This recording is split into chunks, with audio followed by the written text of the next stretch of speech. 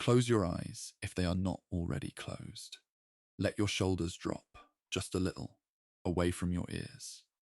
Let the weight of this day, whatever it carried, settle down into the mattress beneath you, into the pillow beneath your head, into the quiet and the dark that surrounds you now. You are safe here. You are warm here. And somewhere far away, across an ocean of years, a young woman is sitting at a long wooden table in a factory in Orange, New Jersey, in the early years of the 1920s, and she is dipping a fine camel hair brush into a small ceramic crucible filled with luminous paint, and the tip of that brush glows ever so softly in the dim room around her. Breathe in slowly and breathe out.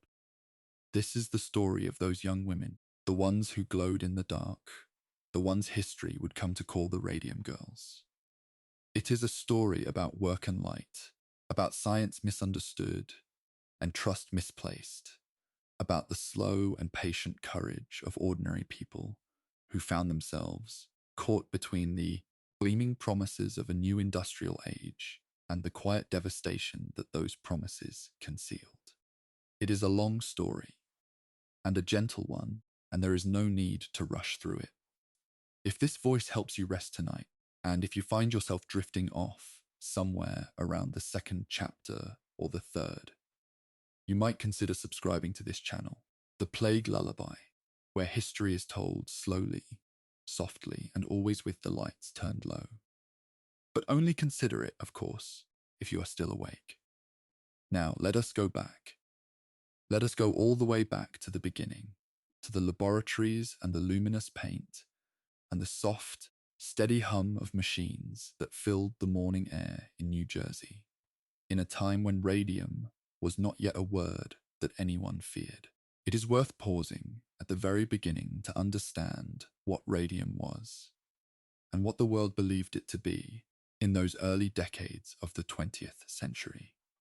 Because the story of the Radium Girls cannot be properly understood without first understanding the extraordinary faith that the modern world had placed in this glowing, mysterious element. Radium had been discovered in 1898 by the French physicists Marie Curie and her husband Pierre Curie, working in a modest laboratory in Paris, sifting through enormous quantities of pitch-blende ore in search of the source of the unusual radioactivity they had detected. And when they finally isolated this new element, it seemed to them, and to the scientific community around them, like something almost miraculous, something that nature had hidden in the dark earth, and that science had at last brought into the light. Marie Curie herself described the experience of seeing radium glow for the first time in the darkness of her laboratory with a quiet sense of wonder, as though she were witnessing something that did not quite belong to the ordinary world of matter and stone. And in the years that followed, the world would come to agree with that sense of wonder, though not always for the right reasons. The early 20th century was an era of tremendous optimism about the possibilities of science and industry, and radium, with its soft blue-green glow and its seemingly inexhaustible energy, became one of the most celebrated symbols of that optimism. Medical practitioners had found, in those early years, that radium appeared to destroy certain kinds of abnormal tissue, and this discovery led to its use in the treatment of cancer, which at the time had very few effective remedies. And the apparent success of radium therapy, combined with the general public's excitement about anything that seemed new and scientific and powerful, produced an atmosphere in which radium was not regarded as dangerous, but rather as something beneficial, something healthful, something that the body might welcome rather than resist. Radium-infused products began to appear in pharmacies and department stores across the United States and Europe during the first 2 decades of the century, including radium-laced toothpaste, radium face creams, radium-enriched water crocks, in which people were encouraged to store their drinking water overnight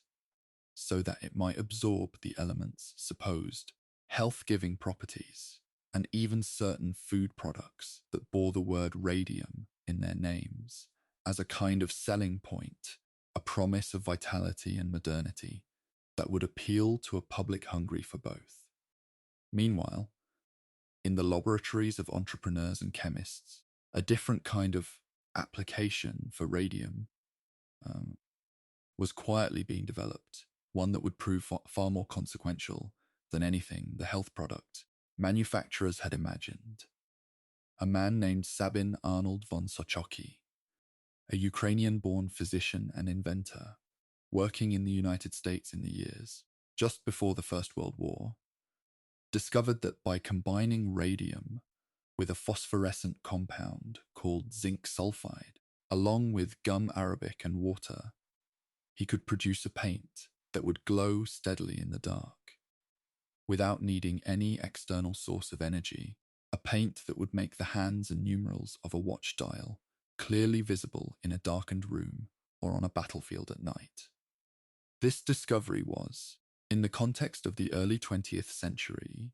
enormously practical and commercially valuable, and von Sochocki moved quickly to establish a company that could manufacture and sell this luminous paint,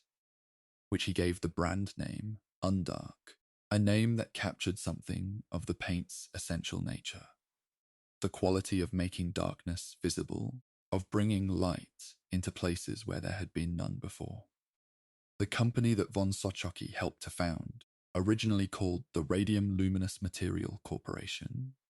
and later reorganized as the United States Radium Corporation, established its principal factory in the town of Orange, New Jersey, a modest industrial community in Essex County, not far from Newark, in the years around 1917, when the United States was preparing to enter the First World War, and the military's demand for luminous instrument dials was expanding rapidly. The factory in Orange would become the most famous and, in time, the most tragic sight in the entire history of the radium dial industry. Though in those early years it was simply a busy and apparently prosperous workplace where young women came every morning to sit at long tables in well-lit rooms and perform careful, precise, highly skilled work with tiny brushes and glowing paint. The plant employed as many as 300 workers at various points during this period, the great majority of them women, many of them young, some of them teenagers, most of them from the working class families of Essex County, who needed the income that this job, which paid reasonably well by the standards of the time, could provide for them and their households. The rate of pay at the United States Radium Corporation in those early years was approximately 1.5 cents per dial, which meant that a skilled worker who could paint 250 dials in a single shift could take home approximately $3 and 75 cents for a day's work, a sum that was meaningfully higher than what many similar factory jobs in the region were offering at the time, and which made the dial painting job genuinely attractive to young women who were trying to contribute to their family's income or to save money of their own. The work itself was regarded by many of the women who did it as pleasant enough, not too physically demanding, requiring skill and steadiness and a fine hand, but not great physical strength, performed in a room that was clean and bright by the standards of many industrial workplaces of the era, alongside other women of similar age and background, with whom friendships and working routines could be built and maintained across the long hours of the day. Over the next several years, hundreds of women would pass through the doors of the Orange factory, and many of them would look back on those early days of employment there with something close to contentment, remembering the companionship and the steady work and the small satisfactions of a craft performed well before the meaning of what they had been doing each day began slowly, and then all at once, to become clear to them. It is worth noting, at this quiet early moment in the story, that the men who ran the United States Radium Corporation and the scientists who worked in its chemical laboratories were not entirely ignorant of radium's potential dangers, even in those first years of operation. The chemists and researchers at the plant worked with lead screens to shield themselves from direct exposure to the radioactive material, and they used long-handled tongs to avoid touching radium compounds directly with their bare hands. And the company had in its files certain documents from the medical and scientific community that described what prolonged exposure to radium could do to living tissue. The owners of the company had distributed literature to physicians in the broader medical community that described, in careful and clinical language, what they called the injurious effects of radium, effects that their own research had at least in part confirmed, and yet this same company was, at that very same time, instructing its workforce of young women painters to shape the tips of their camel hair brushes by placing them in their mouths, a technique that the supervisors encouraged because it produced a finer point and allowed the work to proceed more quickly and at lower cost. The technique in question, which the women at the Orange Factory and at similar facilities across the country came to know as lip dip paint, was the central practice around which the entire tragedy of the Radium Girls would eventually come to turn. Each painter, seated at her table with her small crucible of luminous paint and her collection of camel hair brushes, would begin each dial by dipping her brush into the paint, then bringing the brush to her lips to shape the tip into a fine point, then applying the paint to the tiny numerals and hands of the watch dial, and then repeating this sequence again and again, dozens and then hundreds of times across the course of a working day,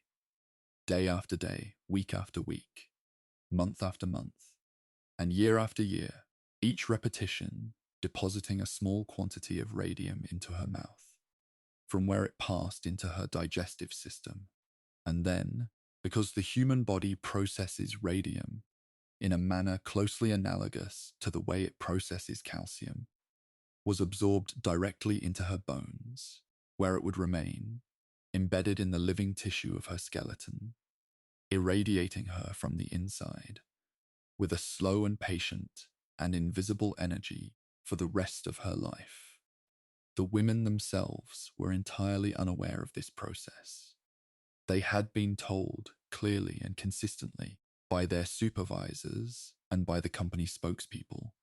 that the radium paint was safe, that it was in fact healthful, that it would put roses in their cheeks and vitality in their bodies. Language that echoed the commercial health claims that surrounded radium in the popular culture of the time, and that carried, for a workforce composed largely of young women without advanced scientific training, considerable reassurance. Some of the women embraced the luminous quality of the material with a kind of playful delight, painting their fingernails with the glowing substance before heading out to dance halls and parties after work, knowing that their fingers would trace arcs of soft blue-green light in the dark, or touching the paint to their teeth to make their smiles shine with an otherworldly brightness, or writing their names on their own skin, and laughing at the way the letters glowed in the mirror of a dark room. They came to be known, among themselves and among the neighbors and family members who saw them walking home at the end of a shift, their hair and clothing dusted with luminous particles that had settled over everything during the workday, as the Ghost Girls, a nickname that was meant affectionately and without any sense of foreboding, though history would invest it, in retrospect, with a quiet and sorrowful irony that is difficult to set aside. The factory in Orange occupied a building that was, by the standards of the era's industrial workplaces, reasonably well maintained, and the dial painting room itself was kept relatively tidy and organized, with rows of tables at which the women sat in orderly groups, each woman responsible for her own supply of paint and brushes, each contributing to the factory's daily output of luminous dials for military, watches, instrument panels, and the civilian timepieces that were becoming increasingly popular in American households during this period of growing prosperity. Harvard physiologist Cecil Drinker, who would later be commissioned by the company to investigate the health of its workforce and whose findings would play a central role in the legal and scientific struggles that followed, described the environment of the dial painting room in terms that convey, with a calm and clinical precision, just how pervasive the radium contamination of that space had become. Dust samples collected from various locations around the workroom, including from chairs that were not regularly used by the workers, were all luminous in the dark, and the clothing and skin of the workers themselves showed the presence of radium contamination that extended, in some cases, across much of their bodies. The room glowed at night when the workers had gone home, a soft and steady and entirely silent luminescence that was, in its way, quite beautiful, in the manner that only things which contain within them the seeds of profound harm can sometimes appear beautiful from a sufficient distance. During the years between 1917 and the early 1920s, the business of the United States Radium Corporation grew steadily, driven by the continued demand for luminous military and civilian timepieces, and the factory in Orange continued to employ its workforce of young women, painters, without any significant interruption or change in its operating practices. The women came to work each morning, took their places at the long tables, dipped their brushes and shaped their tips, and painted their hundreds of dials each day, and then went home in the evenings, with the glow of radium on their clothing and their skin, and the world outside the factory continued to regard radium as a substance that promised more than it threatened, more healing than harm, more wonder than warning. It would not be long, however, before the first signs that something was deeply and seriously wrong with the health of the dial painters began to emerge, quietly at first, in the offices of dentists and the examination rooms of physicians in the towns and neighborhoods around Orange, New Jersey, where a new and puzzling pattern of illness was beginning to take shape in the bodies of young women who had one thing in common. They had all, at some point in the recent past, sat at a table in the Orange factory and shaped their brush tips with their lips. Among the first of the Orange dial painters to become seriously ill was a young woman named Amelia Maggia, who was known to her family and co-workers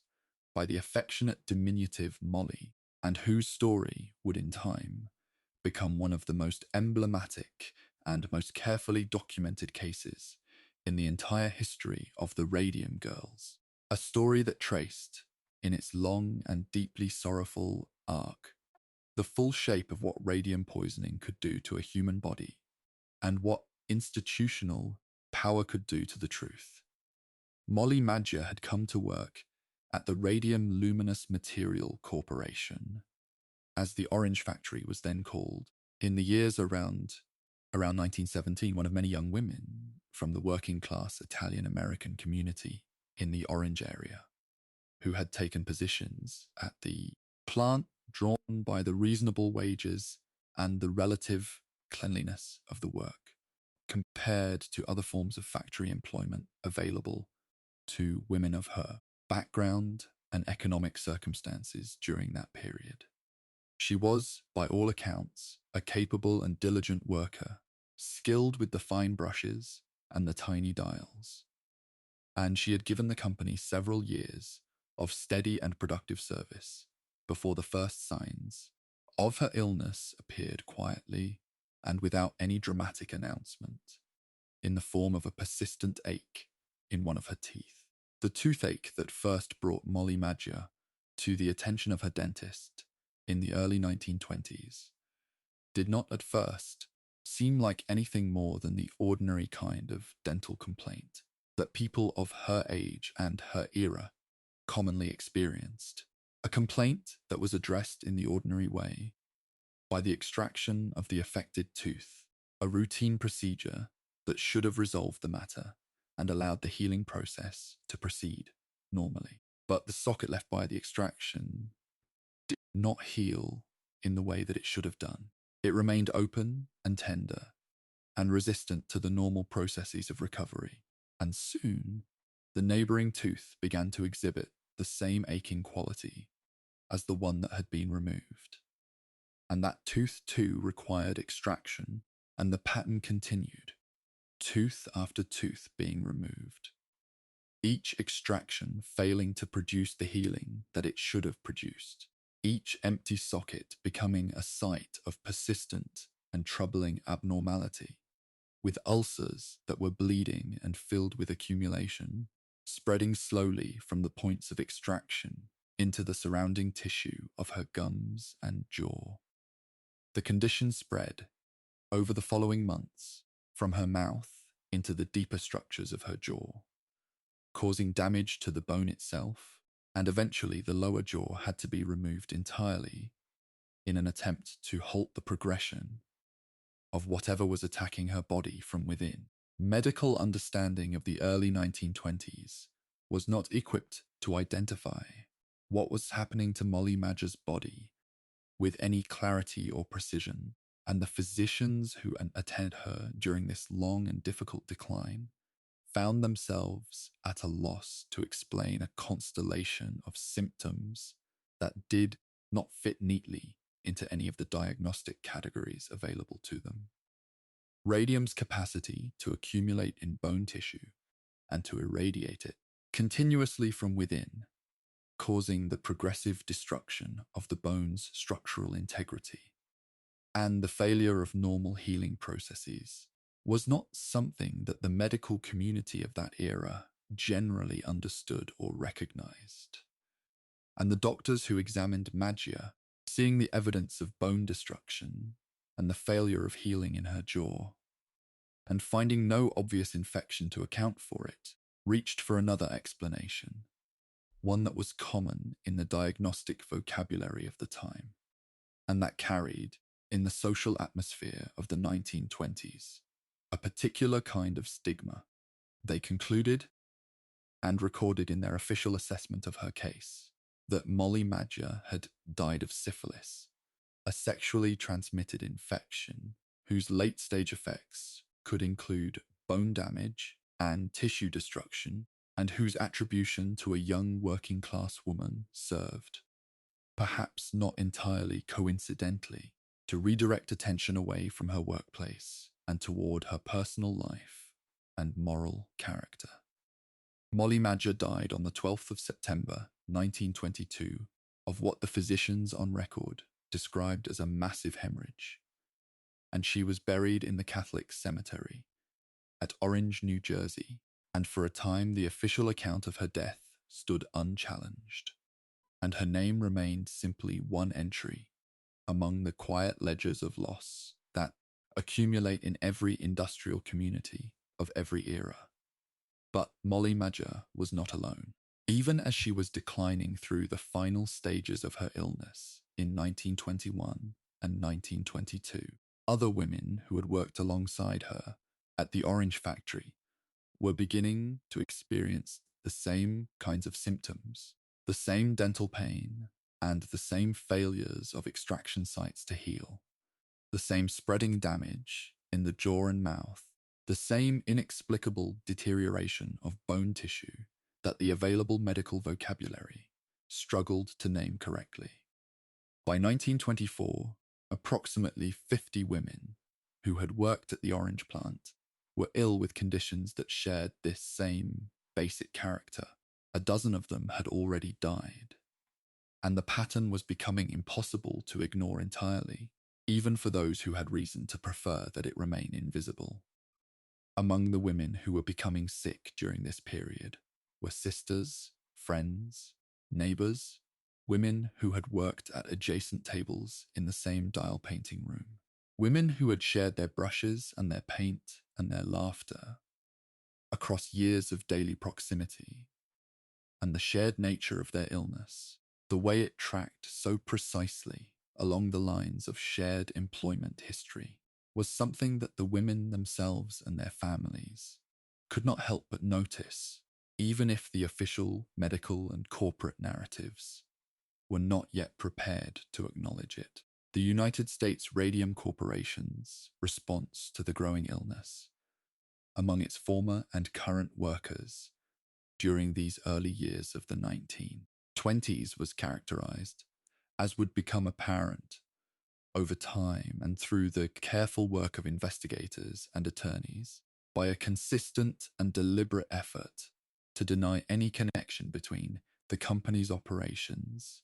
and the health problems of its workforce, and to attribute the women's symptoms to causes that were entirely unrelated to their employment. When Harvard physiologist Cecil Kent Drinker and his wife and colleague Catherine Rotan Drinker were commissioned by the company in the early 1920s to examine the factory and investigate the health of its workers, they found an environment saturated with radium-contaminated dust, and they became convinced after careful examination that the workers' continuous exposure to radium was causing their health problems. Cecil Drinker prepared a report setting out these findings and their implications, a report that he understood to be a document of considerable scientific and public health importance. And he submitted it to the company, whereupon the company president, Arthur Roeder, made it clear in no uncertain terms that he disagreed with the report's conclusions and intended to prevent its publication. The pressure that Arthur Roeder and the United States Radium Corporation applied to Cecil Drinker in an effort to suppress his findings was, by the standards of scientific ethics then and now,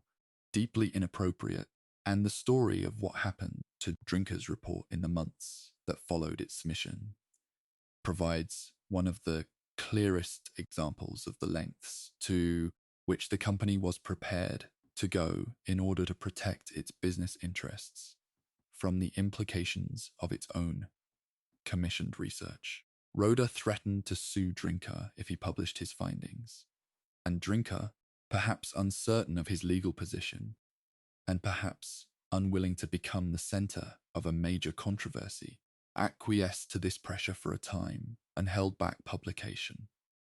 But the story did not end there. A colleague of Drinker's at the Harvard School of Public Health, the pioneering industrial hygienist Alice Hamilton, who was herself deeply familiar with the question of occupational disease and the ways in which corporations sought to minimize or deny their responsibility for workplace health hazards, learned that something troubling had occurred. The United States Radium Corporation had submitted Drinker's report to the New Jersey Department of Labor, but the version they submitted had been altered, the findings modified in ways that made the company appear rather better than the unaltered report warranted. And when Hamilton discovered this and brought it to Drinker's attention, he recognized that the company had acted in clear bad faith, and he no longer felt bound by the pressures they had applied to him. Cecil Drinker published his unaltered and unmodified report, and the New Jersey Labor Commissioner, having received this document and understood its implications, declared that all of the safety measures it recommended should be put in place at the Orange factory, a declaration that had the practical effect of prompting the factory to close its dial painting operations at that location. This was, in a narrow sense, a small victory for the principle that workplace health and safety mattered, and that companies could not simply disregard the physical well-being of their employees without consequence. And the publication of Drinker's findings contributed to a growing body of scientific and public concern about the health risks associated with radium dial painting. But the closure of one factory and the publication of one report did not, by themselves, resolve the situation that the sick and dying women of Orange, New Jersey found themselves in during the middle years of the 1920s.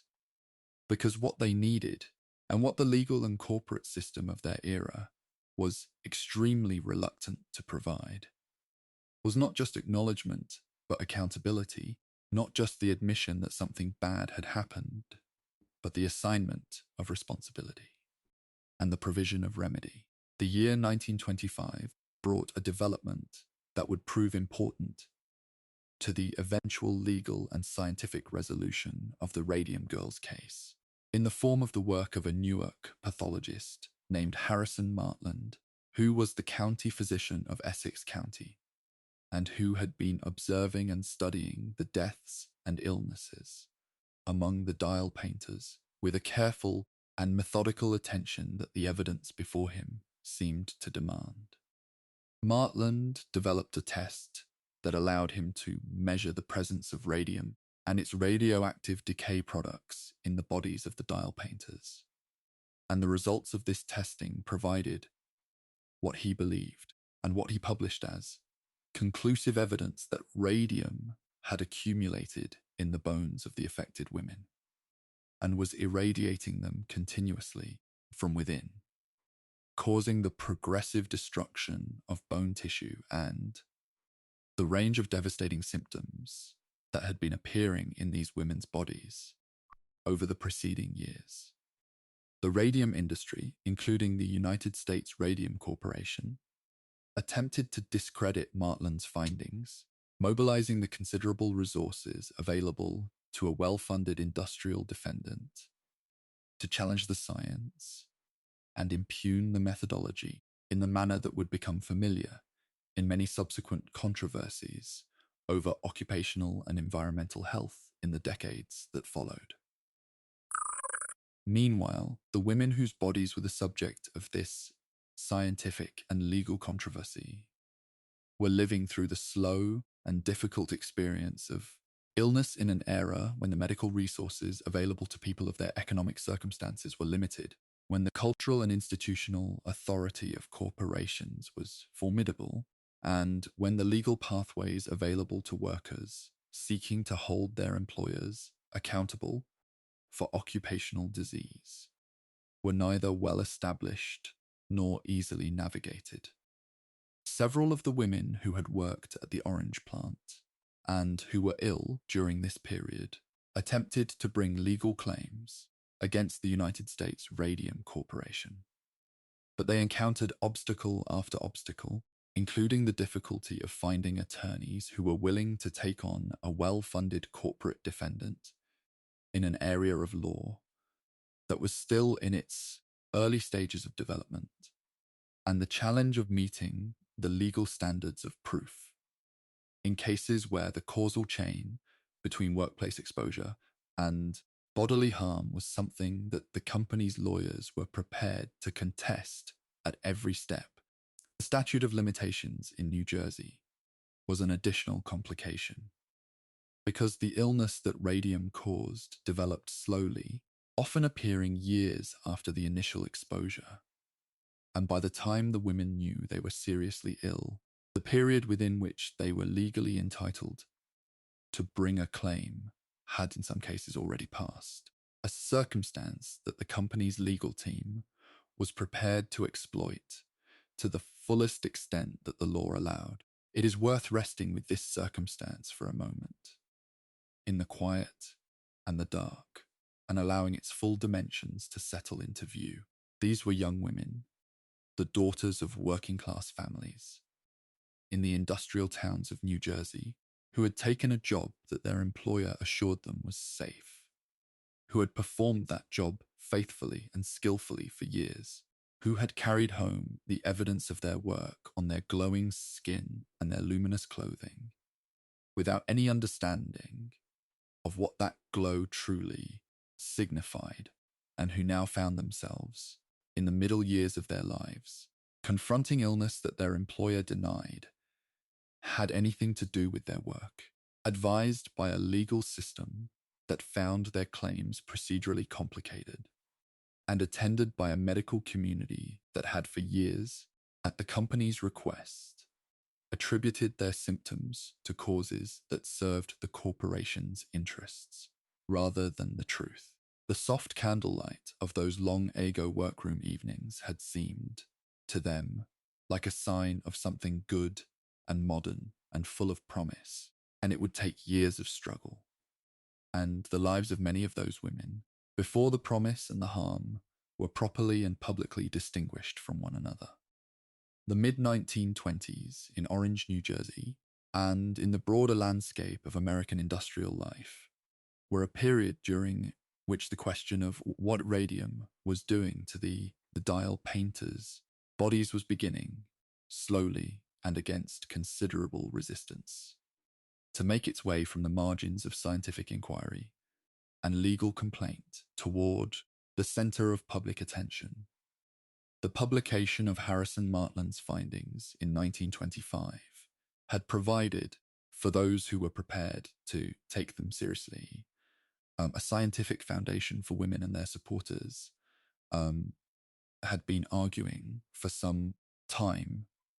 But the process by which scientific findings are translated into legal accountability, and from legal accountability into systemic change, is rarely swift or smooth. And the years that followed Martland's publication were filled with the particular kind of slow and grinding institutional struggle that does not make for dramatic storytelling, but that determines, in its patient and often painful way, the actual shape of history and justice. During this period, the women who remained alive and well enough to do so were continuing to push for recognition of their cases, and the women who were most seriously ill were living with the knowledge that their time was limited, and that whatever outcome the legal process might eventually produce, they themselves might not live to receive the benefit of it. Grace Fryer was one of the women who had worked at the orange factory in its earlier years, and who had in time developed symptoms consistent with what the investigators and physicians who examined her believed to be the effects of radium exposure. She had begun to notice problems with her teeth and jaw and her general health during the early 1920s, and by the middle of the decade she was convinced, as were those closest to her, that her illness was connected to her years of work as a dial painter, and she made the decision to pursue a legal claim against the United States Radium Corporation. The decision was far easier to make than to execute. The legal landscape for workers seeking to bring occupational disease claims against their employers was, in the 1920s, still being mapped and contested, and the specific circumstances of the Radium Girls cases, including the long delay between exposure and the appearance of symptoms, the scientific complexity of demonstrating causation, and the considerable legal and financial resources of the defendant, made finding an attorney willing to take the case a task of considerable difficulty. It took Grace Fryer 2 full years to find a lawyer who was prepared to accept her case, a period during which her health continued to decline, and the urgency of achieving some resolution continued to grow. The attorney who eventually agreed to represent Grace Fryer and the other women who joined her in the lawsuit was a man named Raymond Berry, and his decision to take on the case in 1927 marked the beginning of what would become one of the most closely watched legal proceedings in the history of American labor law. Berry had recognized, in the Radium Girls situation, not simply a personal injury claim of the ordinary kind, but a case with implications that extended far beyond the individual plaintiffs, a case that raised fundamental questions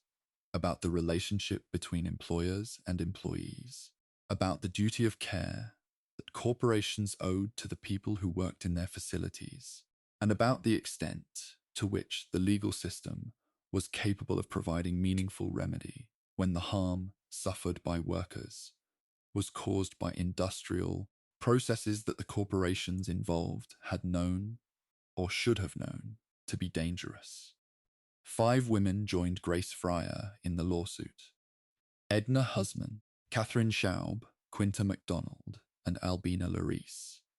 Each of them a former dial painter from the Orange factory, each of them living with the physical consequences of years of radium exposure, and each of them determined that those consequences should be acknowledged, and that the company responsible for them should be held to account. The 5 women who brought the lawsuit against the United States Radium Corporation were, by the time their case reached the point of court appearances in January of 1928, in states of health that made the proceedings acutely poignant for anyone observing them. 2 of the women were bedridden and unable to travel to the courthouse under their own power. Several of them were unable to raise their arms high enough to take the standard oath that the legal proceedings required of them, a physical limitation that was, in its quiet way, a more eloquent testimony to the nature of their injury than any document or expert witness could provide. The newspapers of the day covered the case with increasing attention as its dimensions became clear to reporters and editors, and the story of the 5 young women from Orange, who had been made ill by the luminous paint they had applied to watch dials for years, began to reach readers across the country and in many parts of the world, generating a public interest and a public sympathy that the United States Radium Corporation, accustomed to operating in the relatively protected obscurity of a government contractor and industrial supplier, found uncomfortable and damaging to its standing. The radium industry's response to the litigation and the accompanying publicity was, as might be expected from a corporation in its position, primarily defensive. And the defense was mounted along several lines simultaneously. The company's legal team challenged the scientific evidence linking radium exposure to the women's health conditions, arguing that the connection Martland and other investigators had drawn was not as clearly established as the plaintiffs maintained. The company also raised procedural objections, including the statute of limitations argument that the delay between the women's exposure and the appearance of their symptoms meant that their claims had been brought outside the legally permissible time window. And at a deeper level, the company's spokespeople and the broader network of interests aligned with the radium industry continued to maintain, in public statements and in communications with the medical and scientific communities, that the safety record of radium dial painting was better than the plaintiff's narrative suggested, and that the women's illnesses had causes unconnected to their employment. The defense was vigorous and well-funded, and it was conducted by lawyers and experts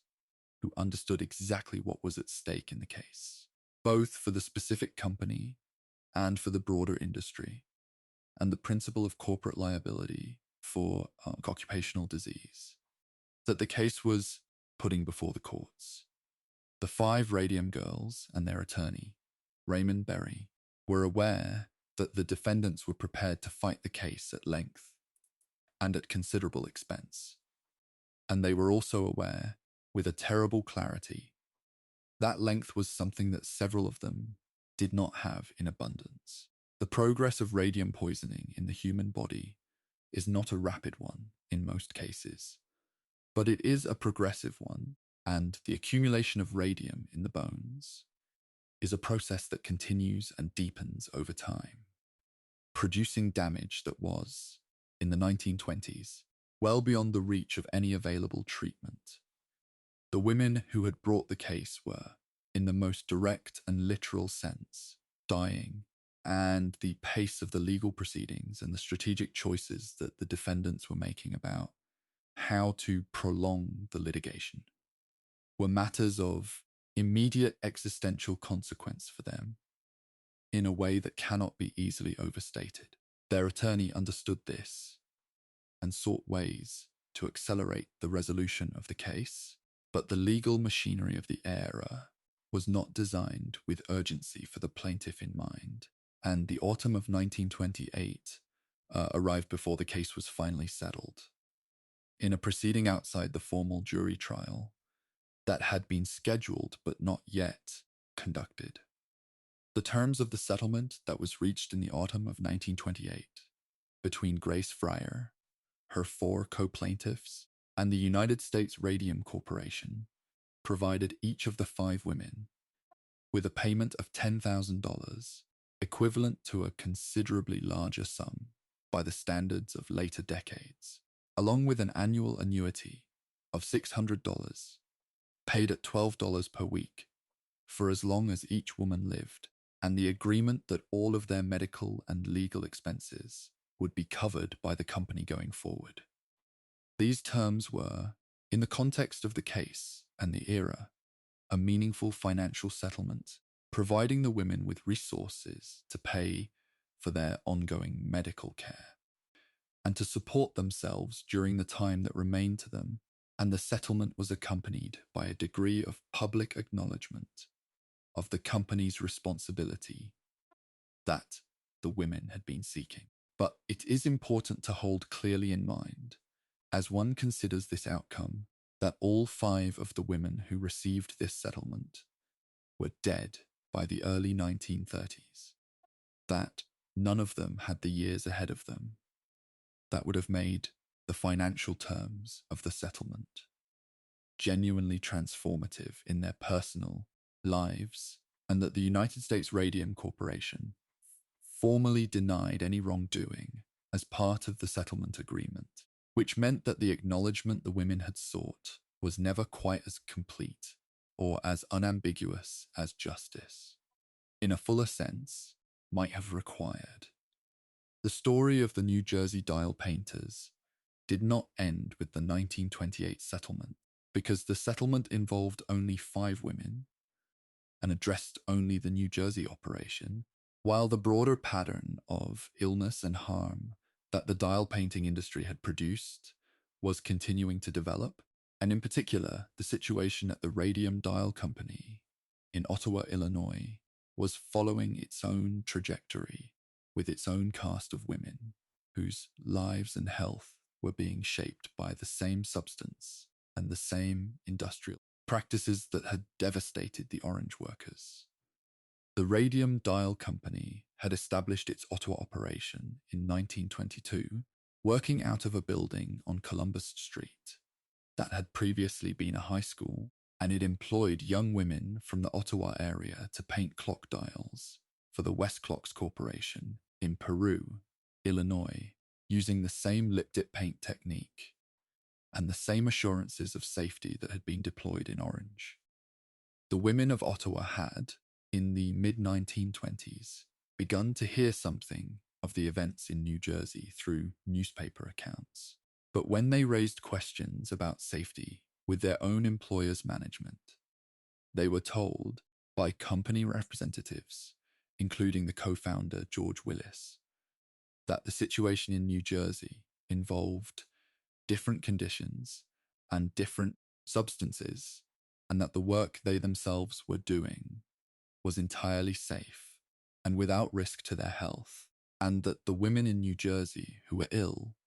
were suffering from viral infections entirely unrelated to their employment. It is a quality of certain kinds of institutional harm that they do not present themselves as harm at the moment of their occurrence, but rather as the ordinary and unremarkable flow of daily life. The routine procedures and the common assumptions of a particular time and place, and it is only in retrospect, often after considerable time has passed, and the consequences have become too clear to dispute, that the harm becomes visible in its full dimensions and its full weight. The women who sat at their tables in the Ottawa dial painting studio in the mid-1920s, painting the dials of Big Ben and Baby Ben alarm clocks for West clocks, were living inside that ordinary seeming daily life, going to work and coming home, and going to dances and church and family gatherings and the small social occasions of a working class Illinois town, and the radium that was settling into their bones each day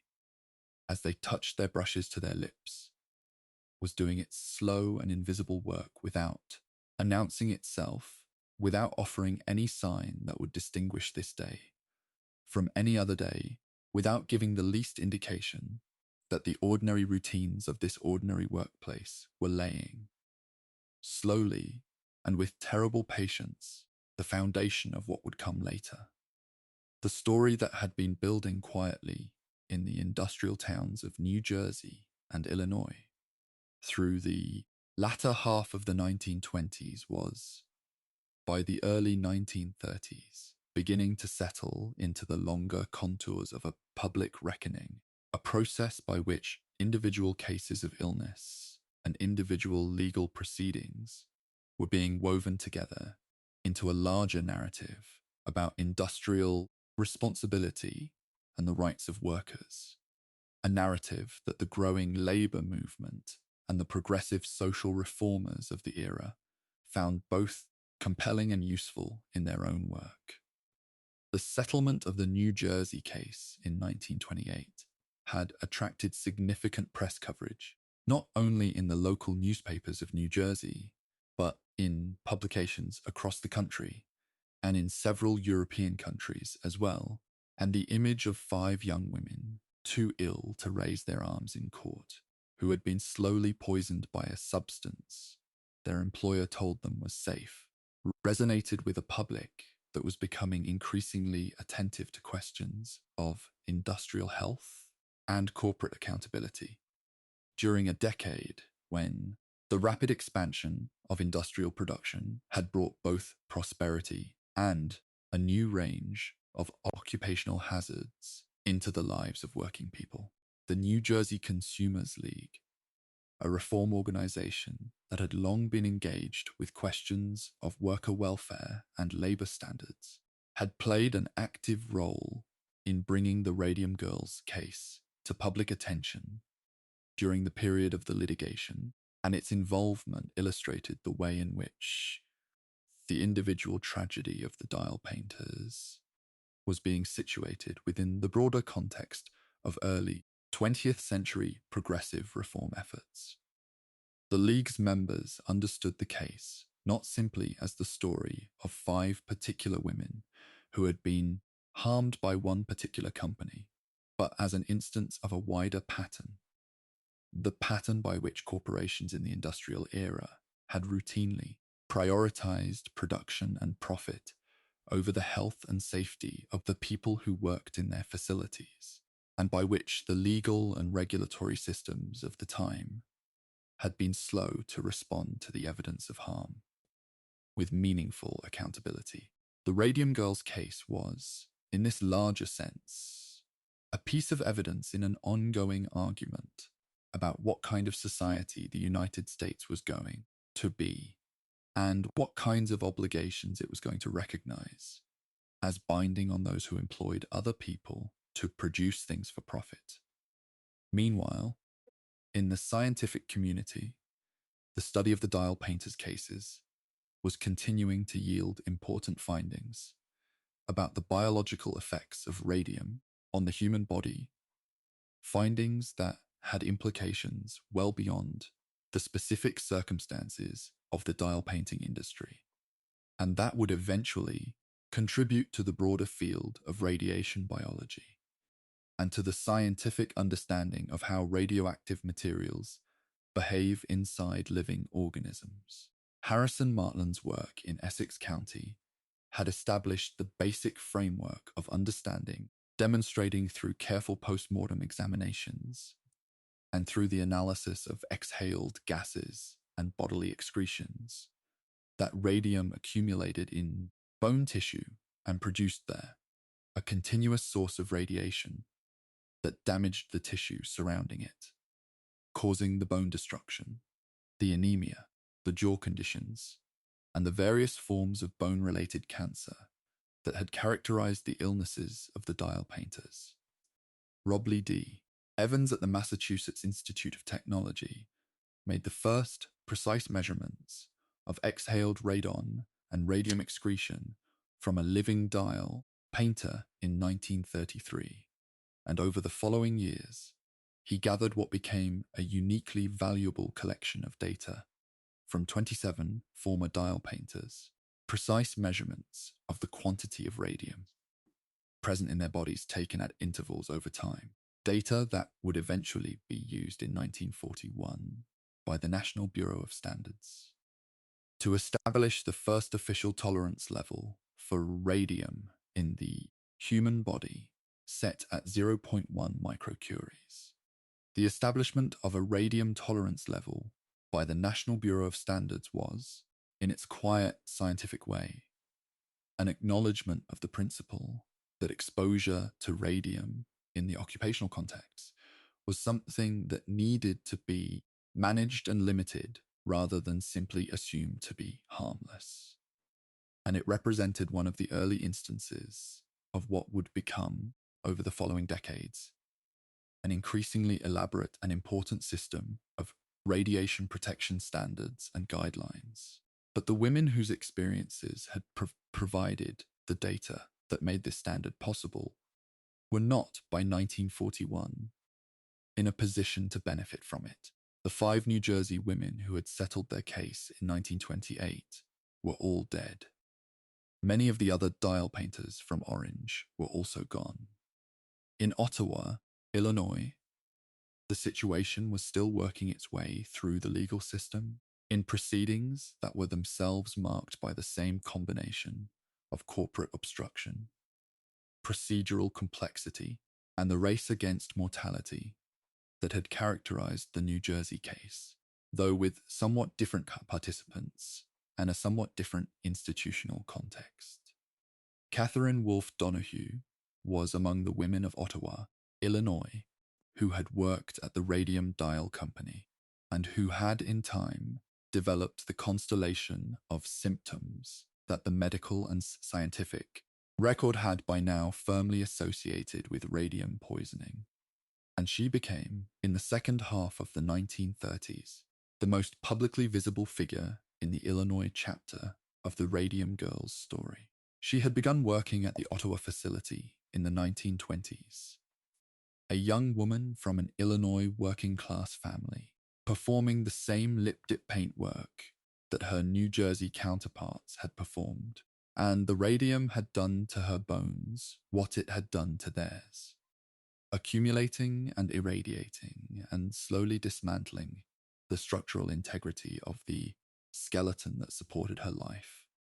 By the mid-1930s, she was seriously ill, and she and a group of other affected workers from the Ottawa facility had engaged an attorney, Leonard Grossman, who agreed to represent them before the Illinois Industrial Commission without receiving payment because the women he was representing were too ill to continue working and had no financial resources to offer him, and because he believed that their case, like the New Jersey case before it, was one that justice required to be heard. The proceedings before the Illinois Industrial Commission took place in 1937 and 1938, and they were conducted in a circumstance that illustrated perfectly the gravity of Catherine Donahue's condition at her home in Ottawa because she was too ill to travel to the location where such hearings were normally conducted. The Illinois Industrial Commission ruled in her favor, and in favor of the other women in the spring of 1938, a ruling that represented a significant legal victory. But the aftermath of the ruling was complicated by the fact that the Radium Dial Company had by that time closed its Ottawa operation and relocated to New York, and the Commission found itself unable to enforce its ruling across state lines. The company appealed the decision, carrying the case through the Illinois courts and ultimately to the United States Supreme Court. And on the 23rd of October, 1939, the Supreme Court declined to hear the appeal, leaving the lower court ruling in favor of the women in place. Catherine Donahue, however, did not live to see the final resolution of the case, having died before the Supreme Court's decision was handed down. And several of the other women who had participated in the Illinois proceedings also died before receiving any of the compensation they had been awarded. The Radium Dial Company had, when it disclosed to the Illinois Industrial Commission that it could not obtain insurance to cover the cost of indemnifying itself against employee suits, left on deposit with the Commission a sum of $10,000, and this deposit was all that remained available for distribution to the women and their families when the legal proceedings had finally run their course.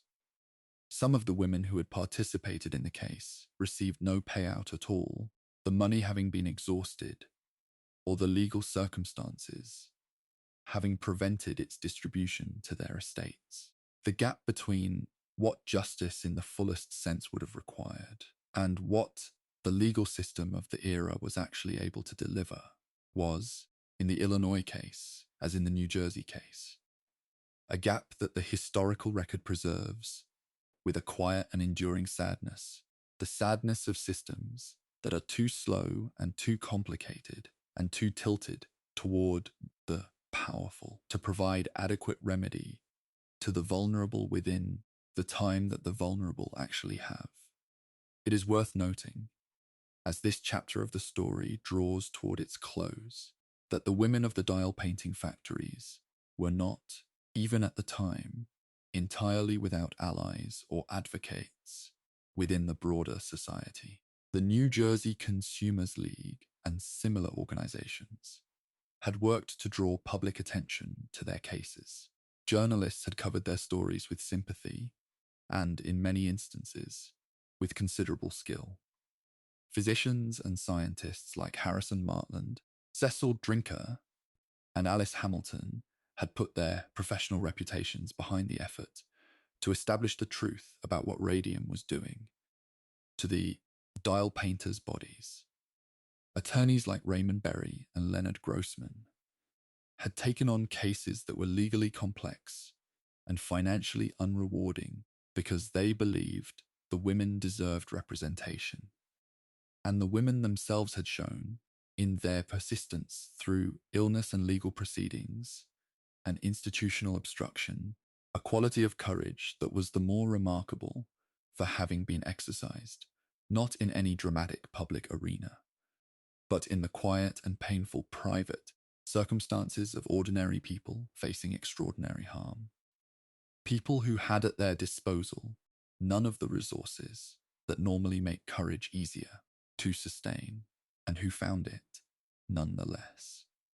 The years following the settlement of the New Jersey case and the resolution of the Illinois proceedings did not bring an immediate end to the use of radium in the dial painting industry, and this is a fact that it is important to hold alongside the legal and scientific advances of the 1920s and 30s, because the story of the Radium Girls is not simply a story of a harm that was recognized and then stopped, but a story of a harm that continued in modified and somewhat diminished but still present form for decades after the first women had died and the first lawsuits had been filed and the first safety standards had been established. The practice of lip pointing was eventually prohibited in the late 1920s, following the growing body of evidence and the legal and regulatory pressure that the dial painters' cases had generated, and subsequent dial painters were provided with protective equipment and instructed in safety practices that reduced, though did not eliminate, their exposure to radioactive material. But radium-based paint continued to be used in the manufacture of luminous watch dials and instrument panels for many years after the 1920s, with manufacturers gradually transitioning to alternative luminescent materials. Only over a period of several decades, and the last factory manufacturing radium paint did not shut down until 1978, more than 50 years after Molly Madger's death. The broader scientific understanding of radiation and its effects on the human body that was built in part on the foundation of the dial painters, cases proved in time to be of enormous and lasting importance, extending its influence into areas of human experience far beyond the dial painting factories of New Jersey and Illinois. The data collected from the dial painters by Robley Evans at MIT and by subsequent researchers at the Center for Human Radiobiology, which was established at Argonne National Laboratory in 1968, and which conducted medical examinations of living dial painters and collected detailed information on 2,403 cases before the project ended in 1993, constituted one of the most detailed and scientifically valuable records of long-term human exposure to internal radiation sources that exists in the scientific literature. The findings from these studies contributed to the development of radiation protection standards that have been applied not only in the context of occupational exposure to radium and other radioactive materials, but in the broader fields of nuclear medicine, nuclear energy, and radiation safety, influencing the guidelines and regulations that govern these industries in the United States and internationally. The Argonne National Laboratory Center for Human Radiobiology was, in a sense, the long institutional echo of what the dial painters had suffered. The transformation of individual human tragedy into collective scientific knowledge, and the process by which that transformation occurred, raises questions that do not have entirely comfortable answers. The women who had worked at the Orange and Ottawa factories,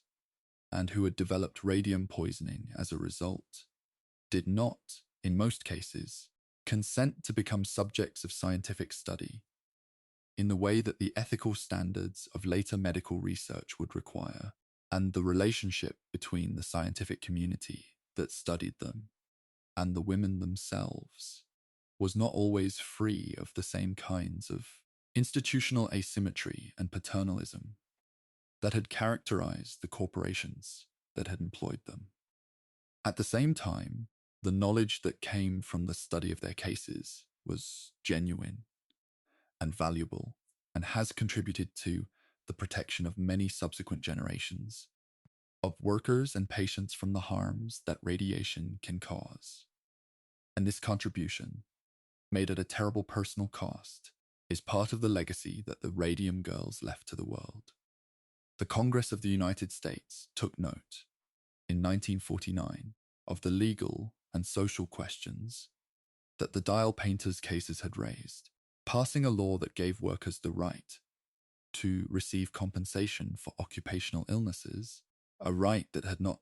previously been clearly established in federal law, and whose absence had been one of the significant obstacles that Grace Fryer and her colleagues had encountered when they sought legal remedy in the 1920s. This legislation was one of the tangible and lasting consequences of the Radium Girls' struggle, a piece of the legal framework within which American workers and employers have operated ever since. And its passage represented an acknowledgement at the level of national law of the principle that the relationship between employer and employee carries obligations regarding health and safety that the legal system is prepared to enforce. The establishment of the Occupational Safety and Health Administration in a later decade was also, in part, a downstream consequence of the arguments about industrial health and corporate responsibility that the Radium Girls cases had helped to establish in the public consciousness and in the legal record. Throughout the decades that followed the 1920s, the story of the Radium Girls lived in various forms of cultural memory, sometimes present and sometimes absent from the broader public's awareness, making appearances in newspaper retrospectives and occasional scientific publications, and in later years, in works of fiction, drama, documentary film, and popular history that sought to bring the women's experiences to new audiences.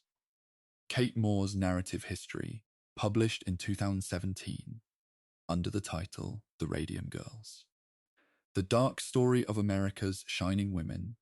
brought the story to a wide contemporary readership, as did a feature film released in 2020 and various theatrical productions staged across the United States in the years around and after that. As recently as 2026, a stage musical about the Radium Girls was aiming for a Broadway run, a measure of the enduring resonance that this story carries for audiences more than a century after the events it describes. And in Orange, New Jersey, in the early months of 2026, a memorial to the Radium Girls was finally dedicated, almost 100 years after they had filed the lawsuit that brought their story to the world's attention. A quiet acknowledgement in stone and inscription that the women who had glowed in the dark had not been forgotten by the city where they had lived, and worked and suffered, and in their patient and persistent way changed the world. The quiet streets of Orange, New Jersey, in the 1920s were ordinary streets, in an ordinary American industrial town, lined with modest houses and corner stores,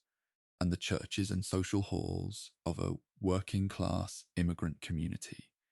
that had come to this part of New Jersey from Italy and other European countries in the decades around the turn of the century, and the young women who walked those streets to and from the dial painting factory on their working days were ordinary young women, unremarkable in any of the ways that history usually notices before it has decided that a group of people is worth remembering. They were not politicians or generals or wealthy industrialists or famous scientists. They were dial painters. They dipped their brushes in luminous paint and touched the brushes to their lips and applied the paint to tiny watch dials at a rate of a penny and a half per dial. And they talked with their friends at the long tables while they worked, and they wore their best dresses to the factory so that the radium dust would make the fabric glow when they went dancing afterward, and they painted their nails and their teeth and laughed at their own luminous reflections. And they had no way of knowing, in those ordinary and unremarkable days, that the glow they were wearing would outlast them, accumulating in their bones long after the dresses had been put away, and the dancing had stopped, and the nights had grown, one by one, entirely still. The town of Orange, New Jersey, had by the early years of the 1930s settled into a kind of suspended awareness of what had happened within its borders, an awareness that was present in the conversations of neighbors and the quiet grief of families, but that had not yet fully hardened into the kind of collective historical memory that a community builds around an event it has decided to carry with it permanently. The dial painting factory had closed its Orange operations, and the building where the young women had sat at their long tables and dipped their brushes was no longer the site of active production. And in the practical and forward-looking way of industrial towns, in a difficult economic period, the community had turned much of its attention to the pressures of the Depression years which had arrived with their own forms of hardship and loss, and had given the people of Orange and Newark and the surrounding communities more than enough difficulty to occupy their days. The women who had been sick and who had settled their cases were dead or dying, and their families were living with the particular kind of grief that comes not only from loss, but from the knowledge that the loss was unnecessary, that it was the result of decisions made by people who had the information they needed to make different ones and chose not to. The scientific work that Harrison Martland and others had done during the 1920s had established, for those prepared to accept it, the chain of causation that ran from the luminous paint to the brush tips to the mouths of the painters, to the bones that received the radium, and never let it go. And yet, the full implications of that chain of causation were still working their way through the legal, regulatory, and cultural systems that would eventually be changed by them. It is the nature of systemic change that it occurs more slowly than the events that necessitate it, more slowly than the people most affected by those events can afford. And the story of what happened in Orange and Ottawa, and in the broader radium dial industry, is, among other things, a study in this particular quality of institutional time. The women themselves, the ones who were still alive and still engaged with the question of what had been done to them and what should happen next, continued to live their lives in the shadow of their illness and their legal struggles, some of them maintaining a degree of public engagement with the cause of worker safety and occupational health, others retreating into the private rhythms of illness and family, and whatever remained of ordinary life. The friends and sisters and co-workers of the women who had died were navigating their own versions of this experience. Some of them also ill, some of them watching for the first signs of symptoms in their own bodies, some of them already knowing from the medical examinations they had received that the radium was in their bones, and that time would eventually reveal what it intended to do there. The depression had placed additional financial pressure on families who were already, in many cases, living close to the edge of what they could manage, and the combination of economic hardship and ongoing illness and unresolved legal and medical uncertainty made the 1930s decade of sustained and quietly exhausting difficulty for the communities most directly affected by the radium poisoning. The New Jersey Consumers League and the other reform organizations that had supported the dial painters' cause continued their work in the broader field of labor and consumer protection, carrying forward the lessons of the Orange case into advocacy for new legislation and new regulatory frameworks that would, over time, reduce the incidence of occupational disease across many industries. The story that had begun in the warm and luminous dial painting rooms of the early 1920s was continuing to unfold,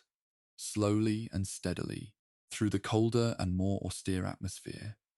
of the Depression decade, its implications rippling outward in ways that would not be fully visible for many years to come. The scientific study of the dial painters' cases, which had been proceeding in parallel with the legal proceedings, and the reform advocacy during the 1920s, continued and deepened during the 1930s, driven by the growing recognition that the data available from these cases represented a unique and scientifically irreplaceable window into the long-term effects of internal radiation exposure in human beings. Robley D. Evans at the Massachusetts Institute of Technology had, as previously noted, begun making systematic measurements of radium levels in living dial painters in 1933, and the program he established continued for years, accumulating a body of data that became increasingly valuable as the scientific community's interest in radiation biology expanded, particularly in the years surrounding and following the development of nuclear technology during the Second World War. The data from the dial painters was not simply interesting from a historical perspective, but was directly applicable to the urgent practical questions about radiation exposure that the atomic age had brought into sharp focus.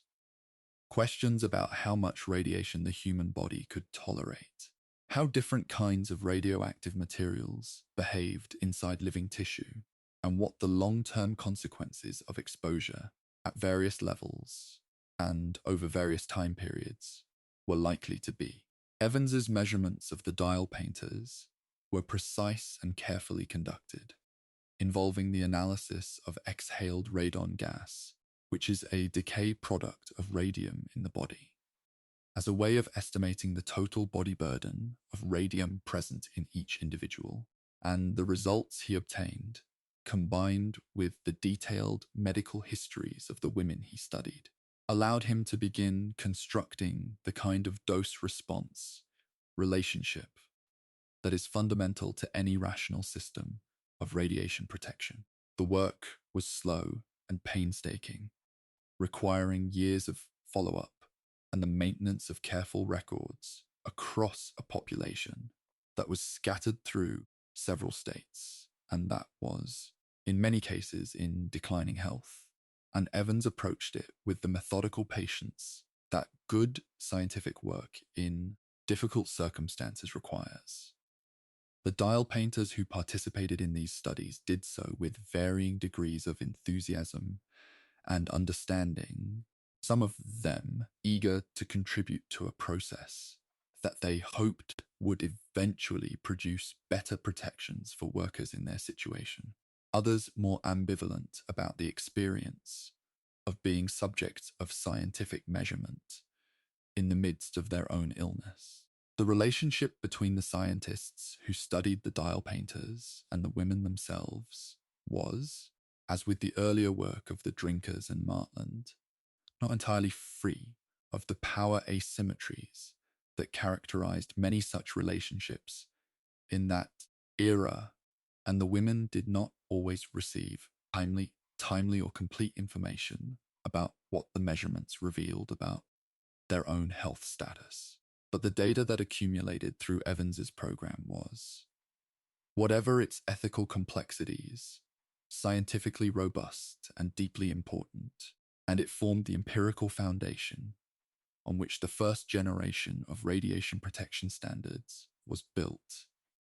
in the 1940s. The study of these women, continued and expanded by subsequent researchers at the Argonne National Laboratory over the following decades, remained for many years the most comprehensive and carefully documented record of long-term internal radiation exposure in human subjects that existed anywhere in the world, a record that has been consulted and cited and built upon by generations of radiation biologists and public health scientists.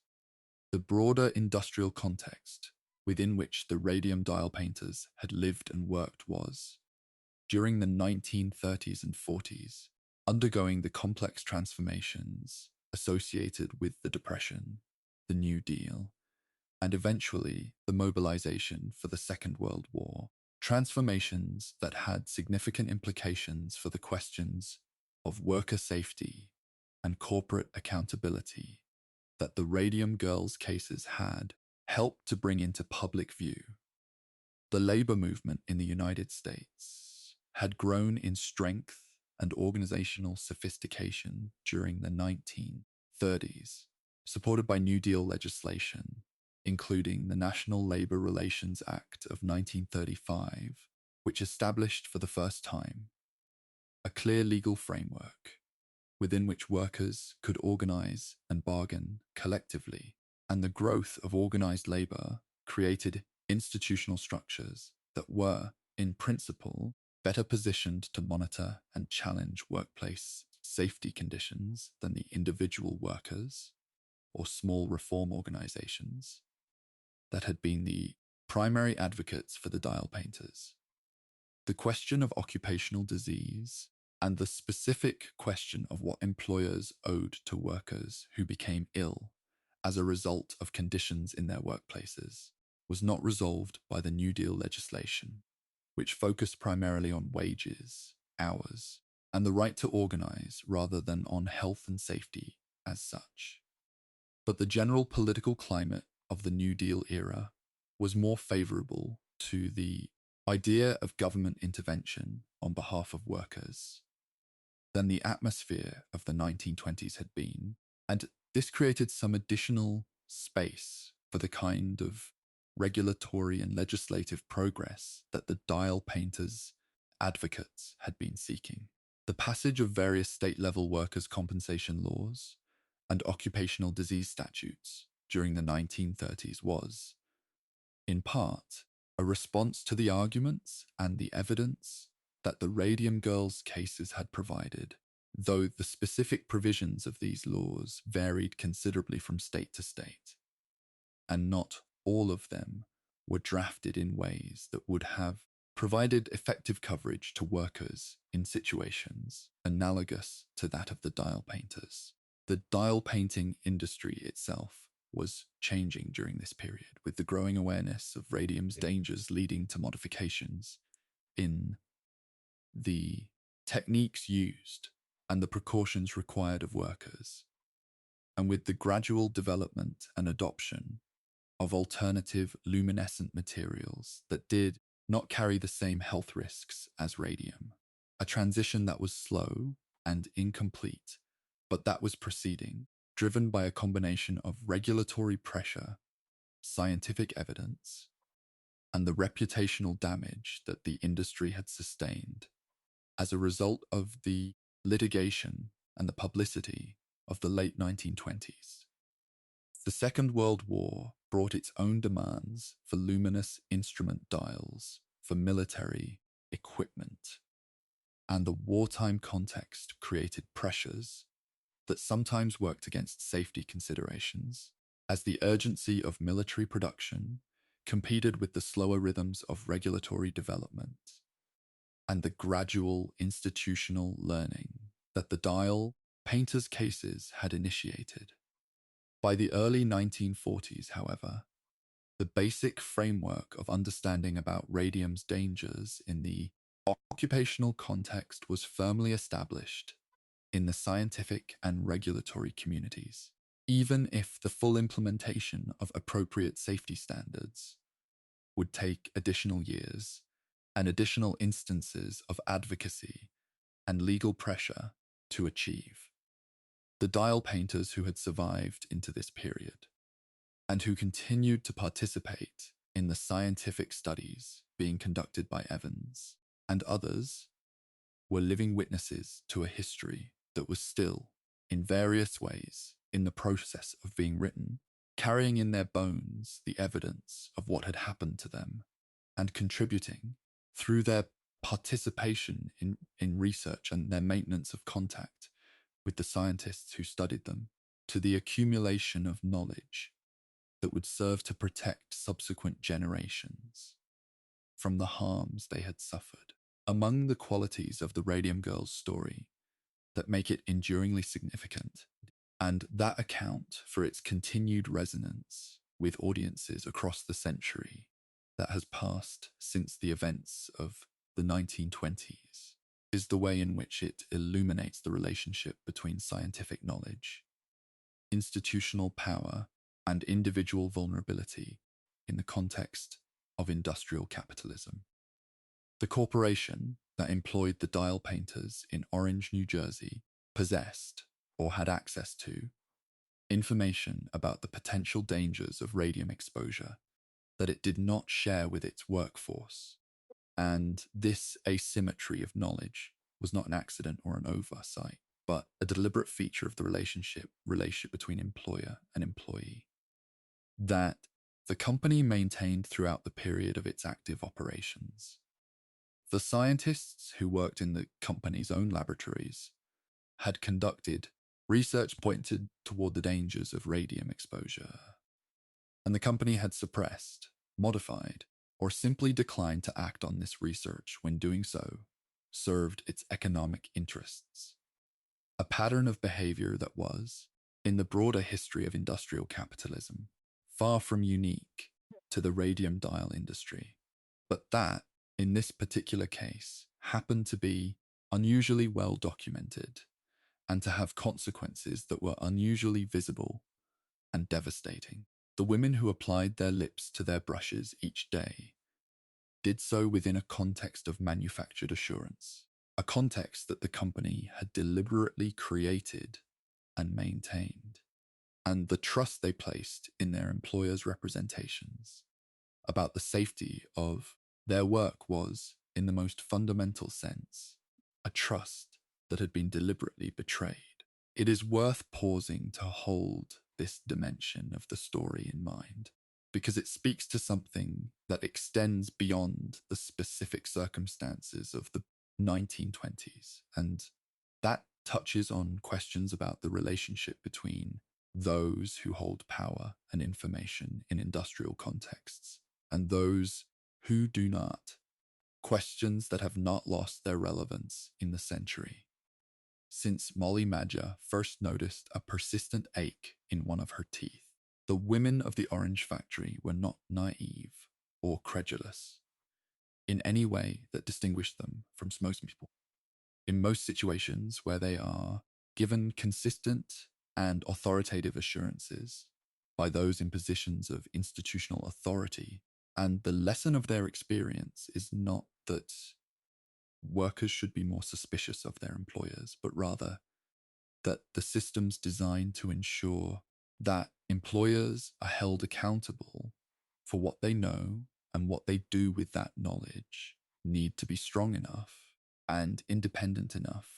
from the interests of those they are designed to regulate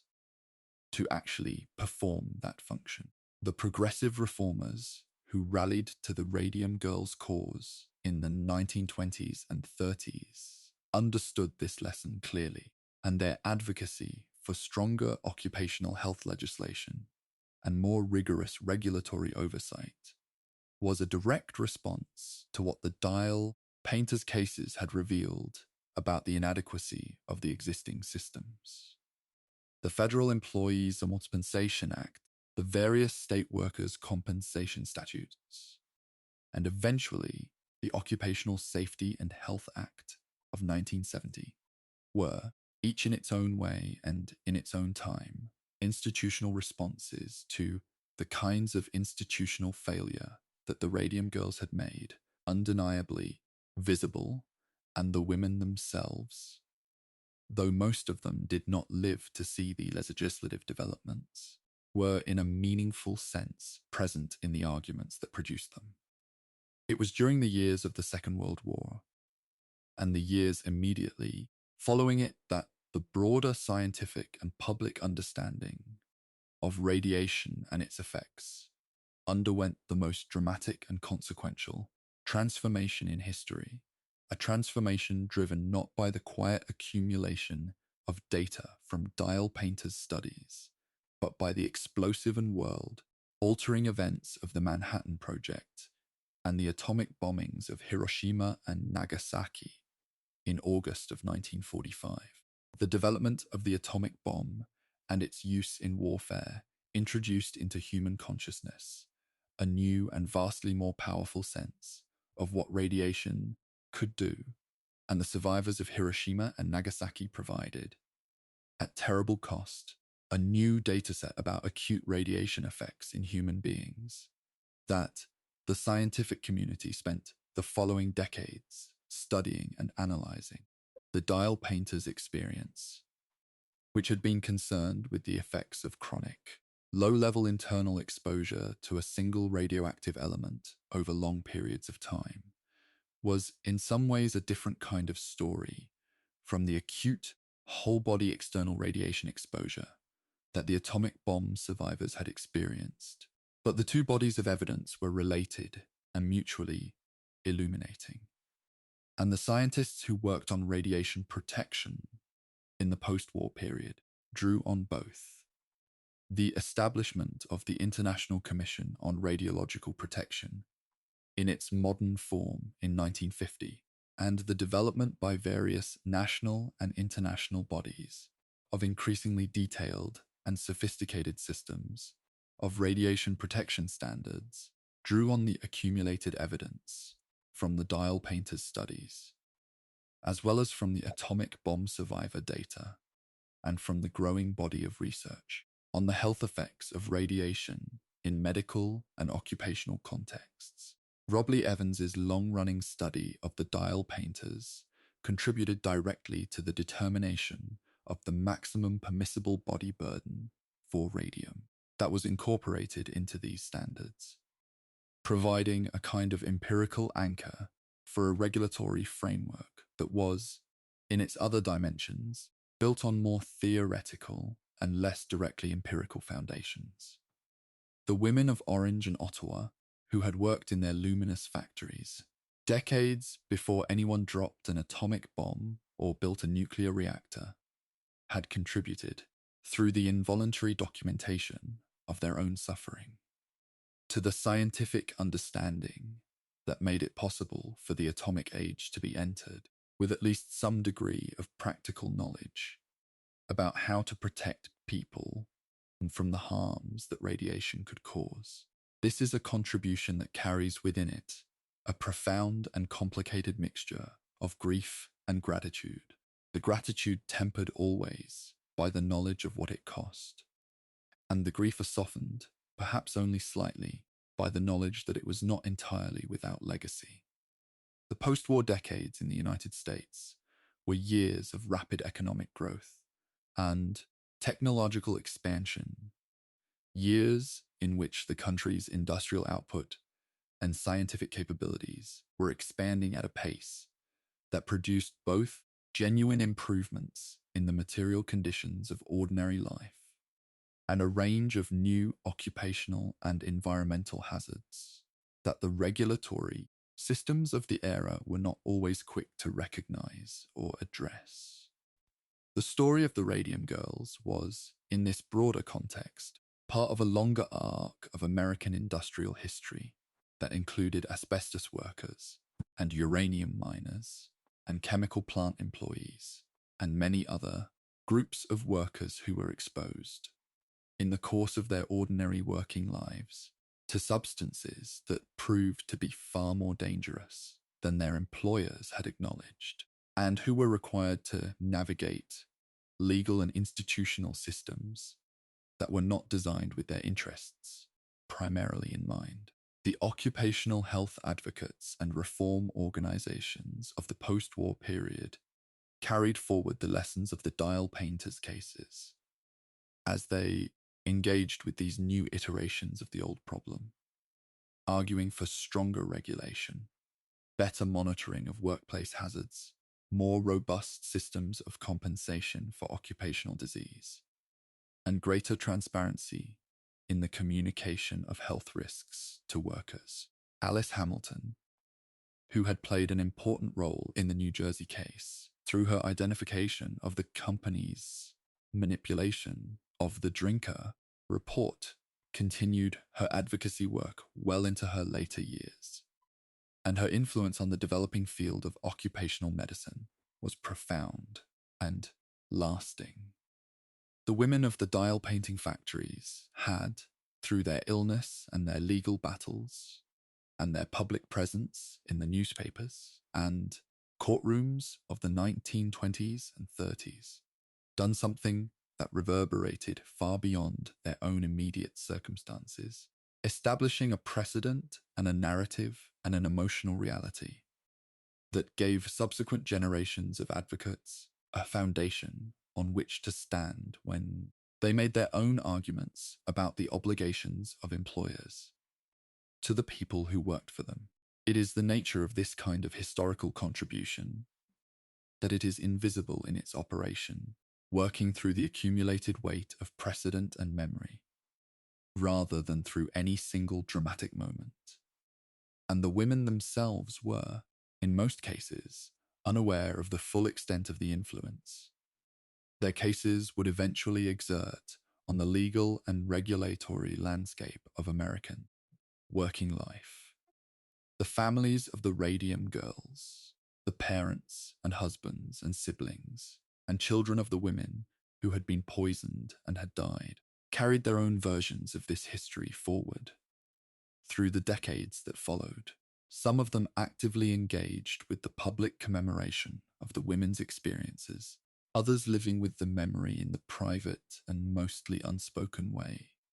that families carry difficult histories. The grief and the anger and the complicated sense of unfinished business that accompanies losses that were preventable and that were not properly accounted for. In Ottawa,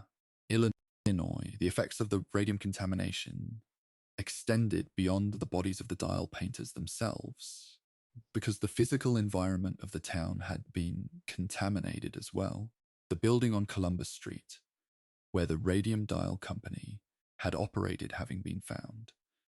decades later, to contain radioactive material in its structure and in the soil around it. And the cleanup of this contamination required a remediation effort that stretched across the late 20th century,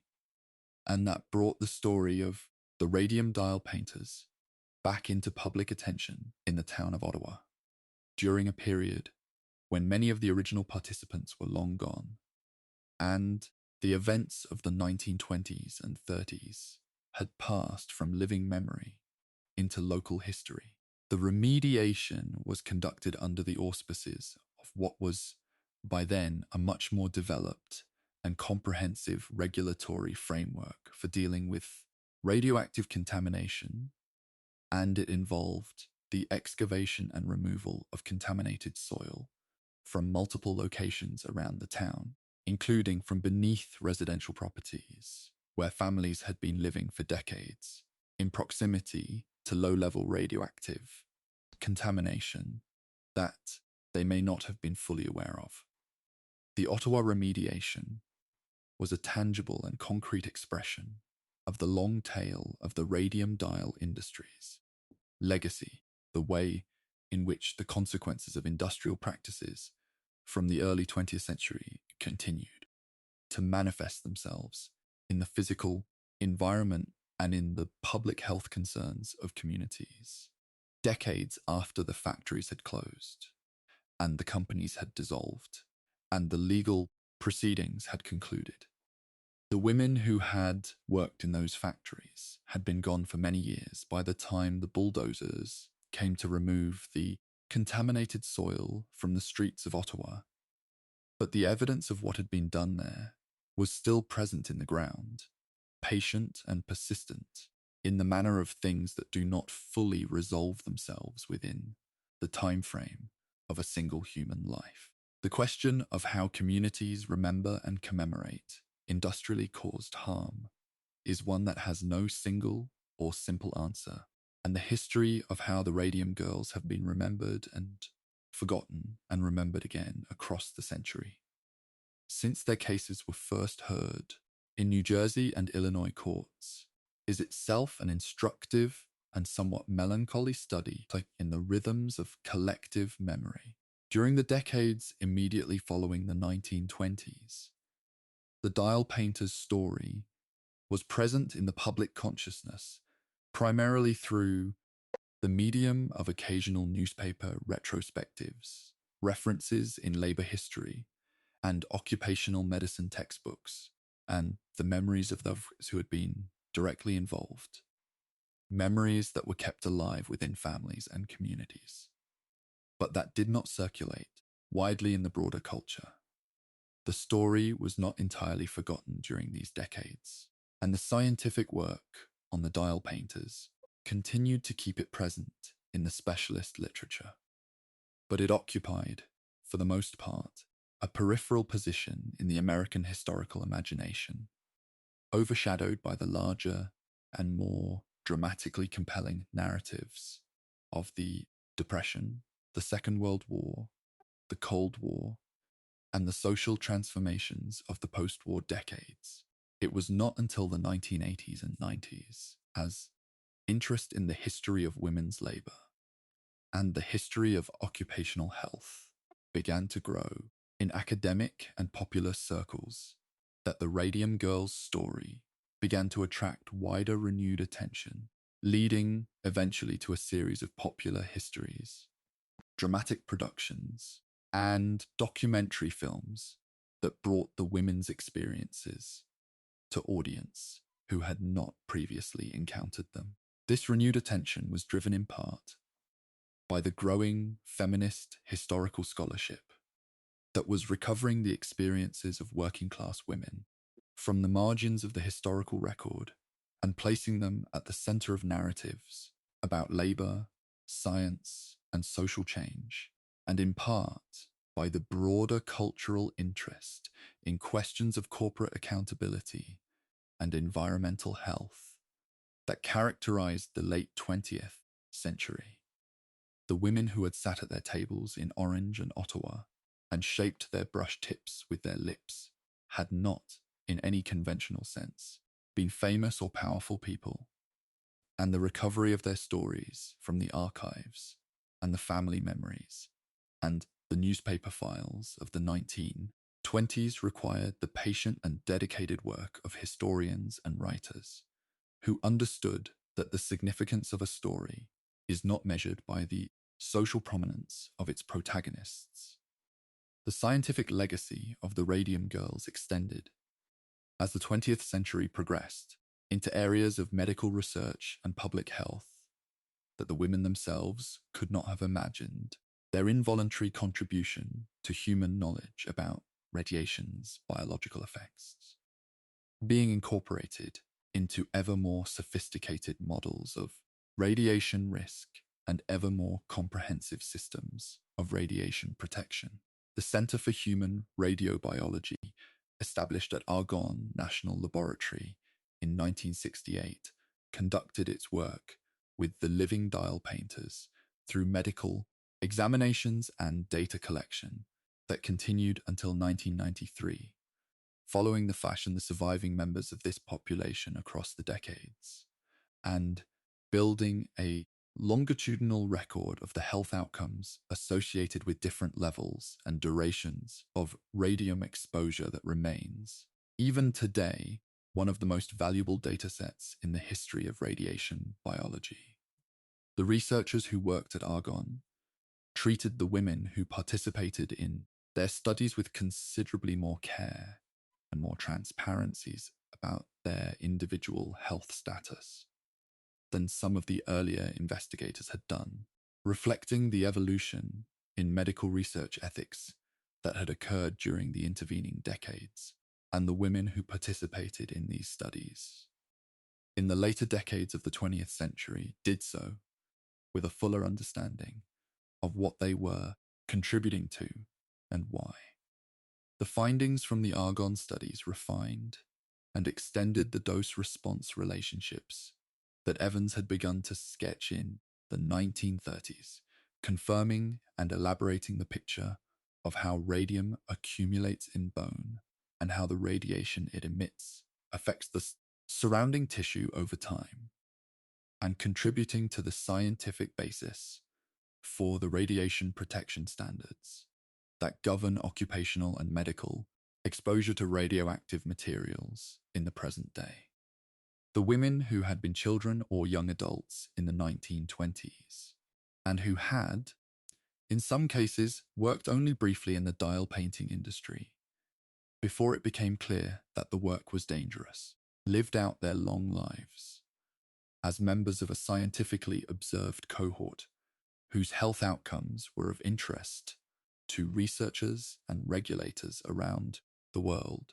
a status that was, in its way, both a burden and a kind of unusual distinction. The last of the radium dial painters followed in the studies conducted under the auspices of the Center for Human Radiobiology, passed away before the end of the 20th century, bringing to a close the direct human chain of lived experience that connected the luminous dial painting rooms of the early 1920s to the sophisticated radiation biology laboratories of the late 20th century, a chain that had been maintained across more than 7 decades by the patient persistence of scientists and by the willingness of the women themselves to remain engaged with the study of what radium had done and was continuing to do within their bodies. The legal dimensions of the Radium Girls' legacy continued to develop through the latter half of the 20th century as the precedents established in the New Jersey and Illinois cases were cited and built upon in subsequent litigation involving occupational disease in various industries, and as the legislative and regulatory frameworks that had been partially shaped by the dial painters' experiences were extended and strengthened through successive rounds of advocacy and reform. The Federal Occupational Safety and Health Act of 1970, which established the Occupational Safety and Health Administration and created for the first time a comprehensive national framework of workplace safety regulation, was the culmination of decades of advocacy and legislative effort that drew on the lessons of the Radium Girls cases and of many subsequent instances of occupational harm, and passage represented a fundamental change in the legal relationship between employers and employees with respect to health and safety in the American workplace. The right of workers to know about the hazardous substances to which they were being exposed in their workplaces, which was not a right that Grace Fryer or Molly Maggia or Catherine Donahue had enjoyed in any practical sense, was gradually incorporated into the regulatory framework during the 1970s and 80s through provisions in OSHA regulations and in the Toxic Substances Control Act and other environmental and occupational health legislation, reflecting the hard-learned lesson that information asymmetry between employers and employees with respect to workplace hazards was itself a form of harm. The history of how these legal and regulatory developments came about is complex and involves many individuals and organizations and legislative struggles that extend far beyond the specific story of the Radium Girls. But the dial painters' cases run through that history as a kind of founding narrative, a story that the advocates and legislators and lawyers who worked on occupational health law throughout the 20th century knew and referenced and drew upon as they made their arguments about what the law should require of those who employ other people in potentially hazardous conditions. The women of Orange and Ottawa, who had been required to navigate a legal landscape that provided them with almost none of the protections that their situation demanded, had contributed, through the record of their struggle, to the gradual construction of a legal landscape that offered subsequent generations of workers at least the formal tools of knowledge and recourse that they themselves had so tragically lacked. It is worth returning, at this point in the story, to the physical and biological reality that underlies all of the legal and historical and scientific narrative that has been traced through the preceding chapters, the reality of what radium actually does inside a human body over time. Because the clinical facts of radium poisoning are, in their own quiet way, as important to a full understanding of the Radium Girls' experience as the legal proceedings and the reform advocacy and the scientific research that surrounded them. Radium-226, the isotope that was present in the luminous paint used by the dial painters, has a half-life of approximately 1,600 years. Which means that once it is incorporated into the body, it remains there, undergoing its slow radioactive decay for a period of time that vastly exceeds any individual human life. The human body, as noted earlier in this account, processes radium in a manner closely analogous to the way it processes calcium, incorporating it into the crystalline structure of bone as part of the normal metabolic processes by which bone tissue is continuously built and maintained. And once radium has been incorporated into bone in this way, it becomes, in a physiological sense, part of the bone itself, irradiating the surrounding tissue from the inside with a combination of alpha, beta, and gamma radiation emitted as it decays through its series of daughter isotopes. The alpha radiation that radium emits is particularly damaging to biological tissue in the context of internal exposure, because alpha particles, though they travel only a very short distance in tissue, deposit their energy very intensively along that short path, causing a high degree of ionization and consequent biological damage in the cells immediately surrounding the point of decay. The cells most directly exposed to this radiation are the bone cells themselves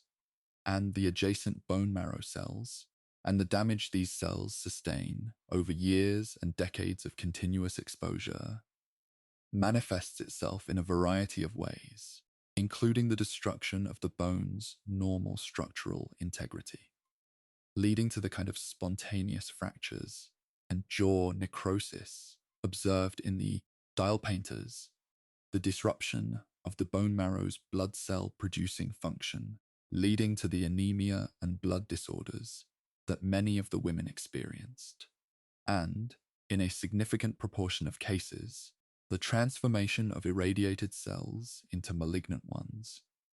leading to bone cancers and other radiation-induced malignancies that appeared, in many cases, decades after the initial exposure. The latency period between radium incorporation and the development of bone cancer could be extremely long, sometimes 30 or 40 years,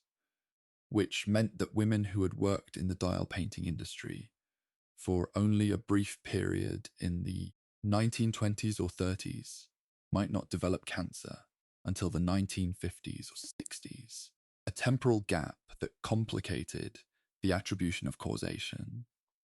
And that meant the full extent of the health consequences of the dial painting industry was not apparent until well after the industry itself had ceased to operate in the way it had during its peak years. This long latency is one of the features of radiation-induced disease that makes it particularly difficult to manage through ordinary legal and regulatory systems, because by the time the harm is visible, it may be very difficult to identify the responsible party, to establish causation to legal standards, or to obtain meaningful remedy from a company that may no longer exist in the form it had when the exposure occurred. The symptoms that the Radium Girls experienced in the earlier stages of their illness had a quality of ambiguity that made their correct interpretation difficult for the medical practitioners who first encountered them, an ambiguity that the company and its medical advisors exploited, but that also reflected genuine diagnostic uncertainty in a medical community that had limited experience with internally deposited radioactive materials. The dental and jaw problems that appeared first in many of the women, including the persistent failure of extraction sites to heal and the progressive destruction of jawbone tissue, were attributed in various cases to syphilis, to phosphorus poisoning, to ordinary dental disease, and to other conditions that were plausible enough in the abstract to provide cover for those who preferred not to consider the possibility of occupational causation. The anemia that many of the women developed was similarly attributable, on the surface, to a range of causes unconnected to radium exposure, and without the specific tests that Harrison Martland developed and applied, the clinical picture was genuinely consistent with several different diagnoses. The pain that the women experienced in their bones, which reflected the structural damage that radium was causing in the tissue of their skeletons, was treated symptomatically, and with the limited pharmacological tools available to the medical community of the era, tools that could provide some degree of relief, but could not address the underlying cause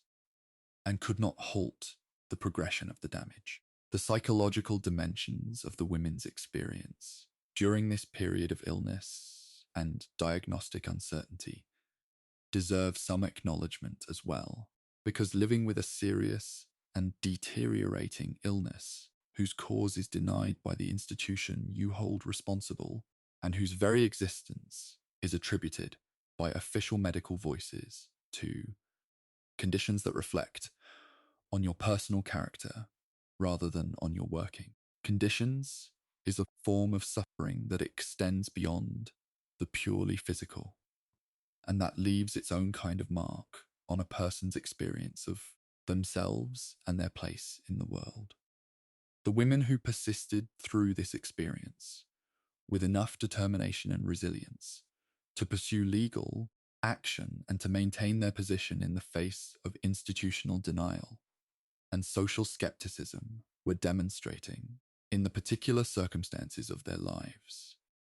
a quality that it is difficult to name without resorting to the language of heroism. And yet the word heroism sits uncomfortably in a story that is fundamentally about harm that should never have been inflicted in the first place, about courage that should never have been necessary. The bones of the Radium Girls, examined by pathologists and radiologists during and after their illnesses, presented to the scientific eye a distinctive and in some ways extraordinary appearance, reflecting the years of continuous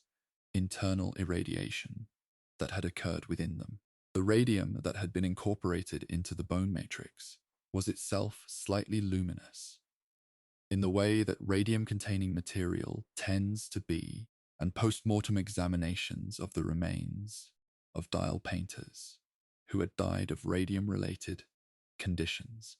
revealed bones that glowed faintly in the dark of the examination room,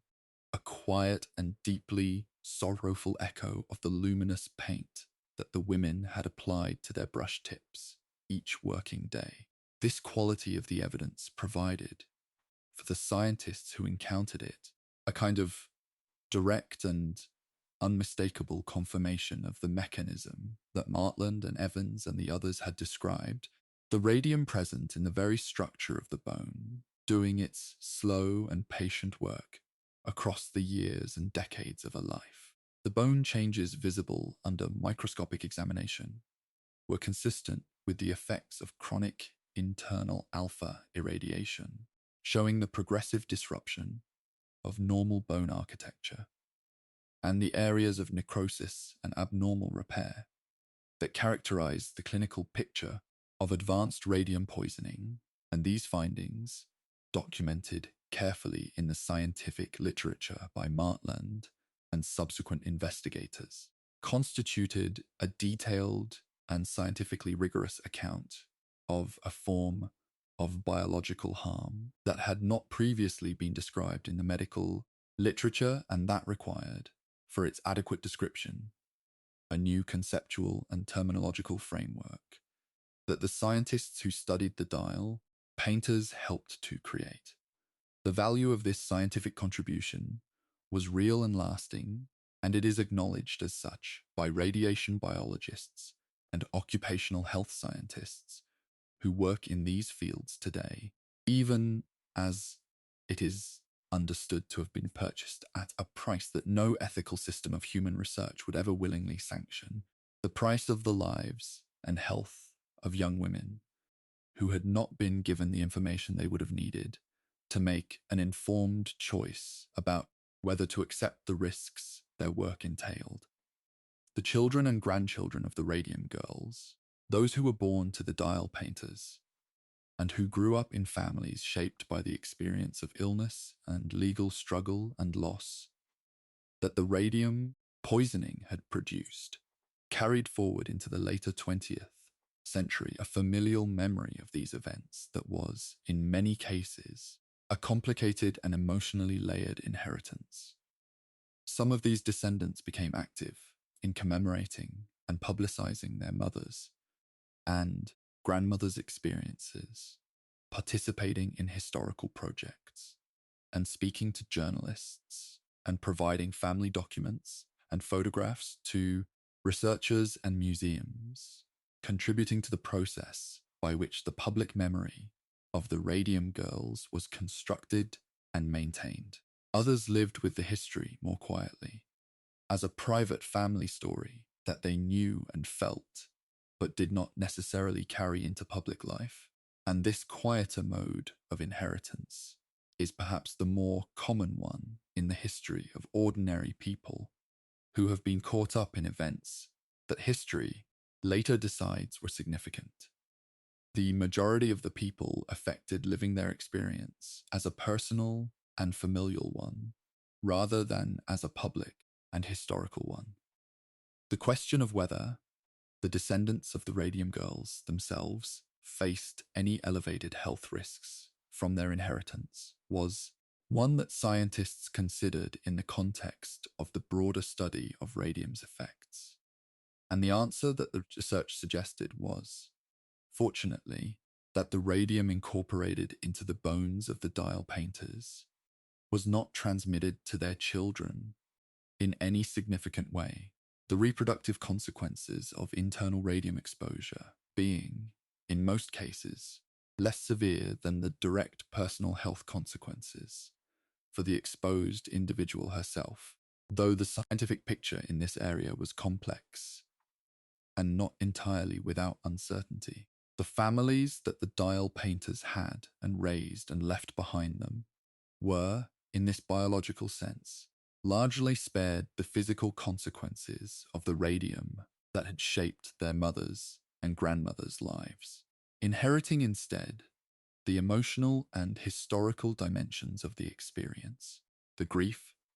and the determination and the quiet pride in ancestors who had faced a terrible situation with as much dignity and persistence as they could bring to it. The memorialization of the Radium Girls in the cultural and physical landscape of the communities where they had lived and worked proceeded unevenly across the century following their cases,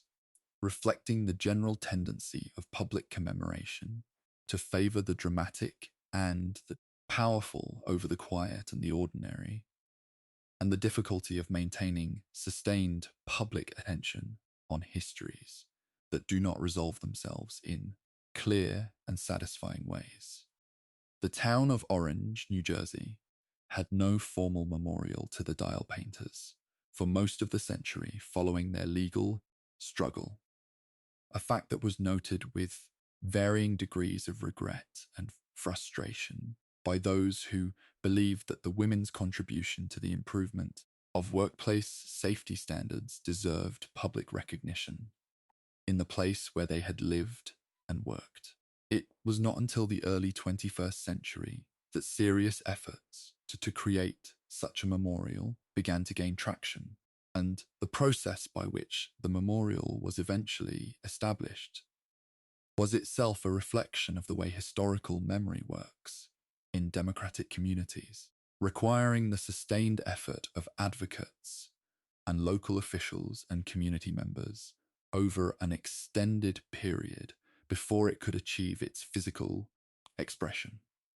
The dedication of the Radium Girls Memorial in Orange in the early months of 2026, nearly 100 years after Grace Fryer had filed her lawsuit against the United States Radium Corporation,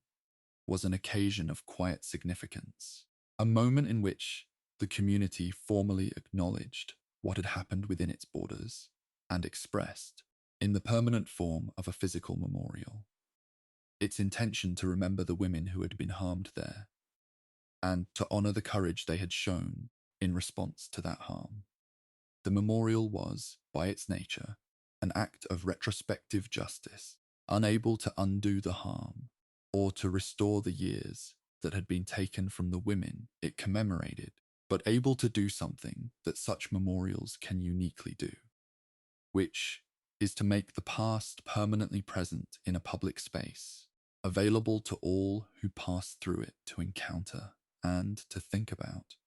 and to carry forward in whatever way the encounter with history makes possible. The story of the Radium Girls is, in one of its essential dimensions, a story about the gap between what science knows and what institutions acknowledge, about the way in which knowledge that is inconvenient to the powerful can be suppressed, modified, attributed to other causes, or simply left unacted upon for years and decades, while the people who bear the consequences of that inaction live and suffer and die. This gap between knowledge and acknowledgement is not a historical artifact specific to the 1920s, but a persistent feature of the relationship between industrial power and public health that has recurred, with variations, across many subsequent decades and in many different industrial contexts. And the Radium Girls story is valuable precisely because it traces the full anatomy of this gap with unusual clarity, showing both the mechanisms by which it is maintained and the forces, scientific, legal, personal, and cultural, by which it is eventually forced to close. The women themselves were not scientists or lawyers or politicians, and their contribution to closing the gap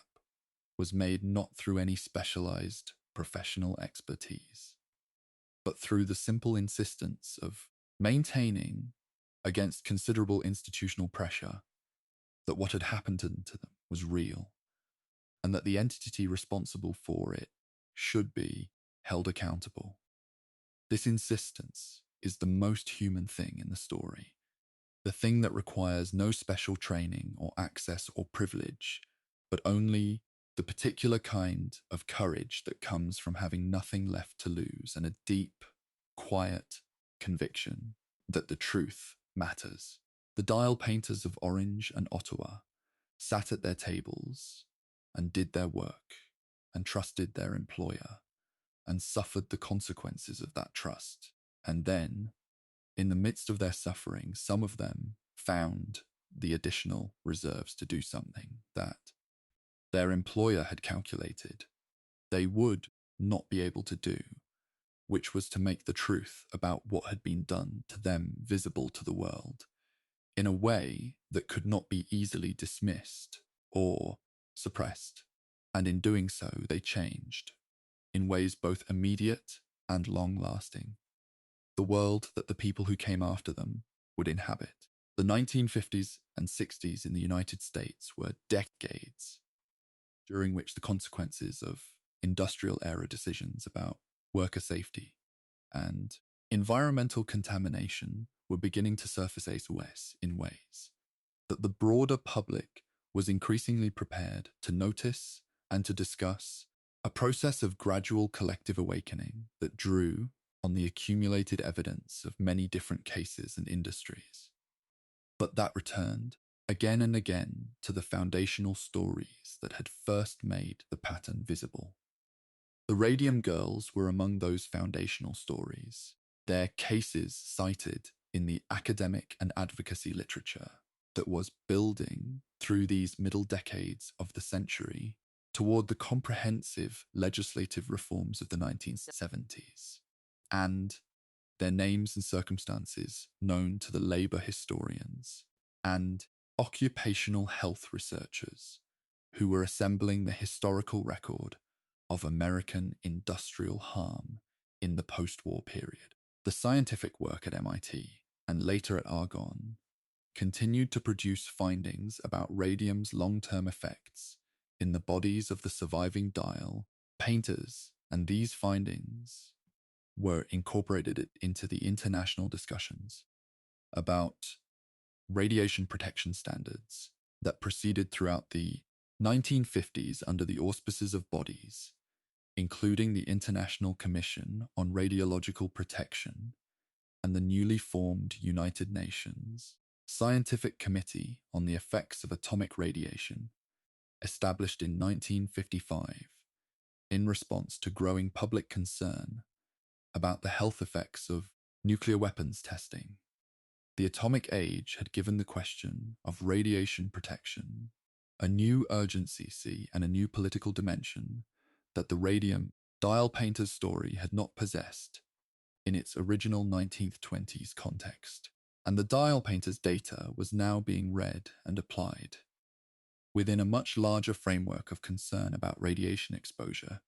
in all its forms, from fallout to medical X-rays to occupational exposures in the nuclear industry. The women of Orange and Ottawa occupied, in this larger framework, the position of historical precursors, their cases predating the atomic age by 2 decades, but prefiguring, in their essential outlines, the questions about chronic low-level radiation exposure that the atomic age had made newly urgent for millions of people around the world. Robley Evans, whose decades of work with the dial painters had made him one of the world's foremost authorities on the biological effects of internally deposited radionuclides, participated actively in the international discussions about radiation protection standards during the 1950s and 60s, bringing with him the knowledge he had accumulated through his long association with the dial painting cohort,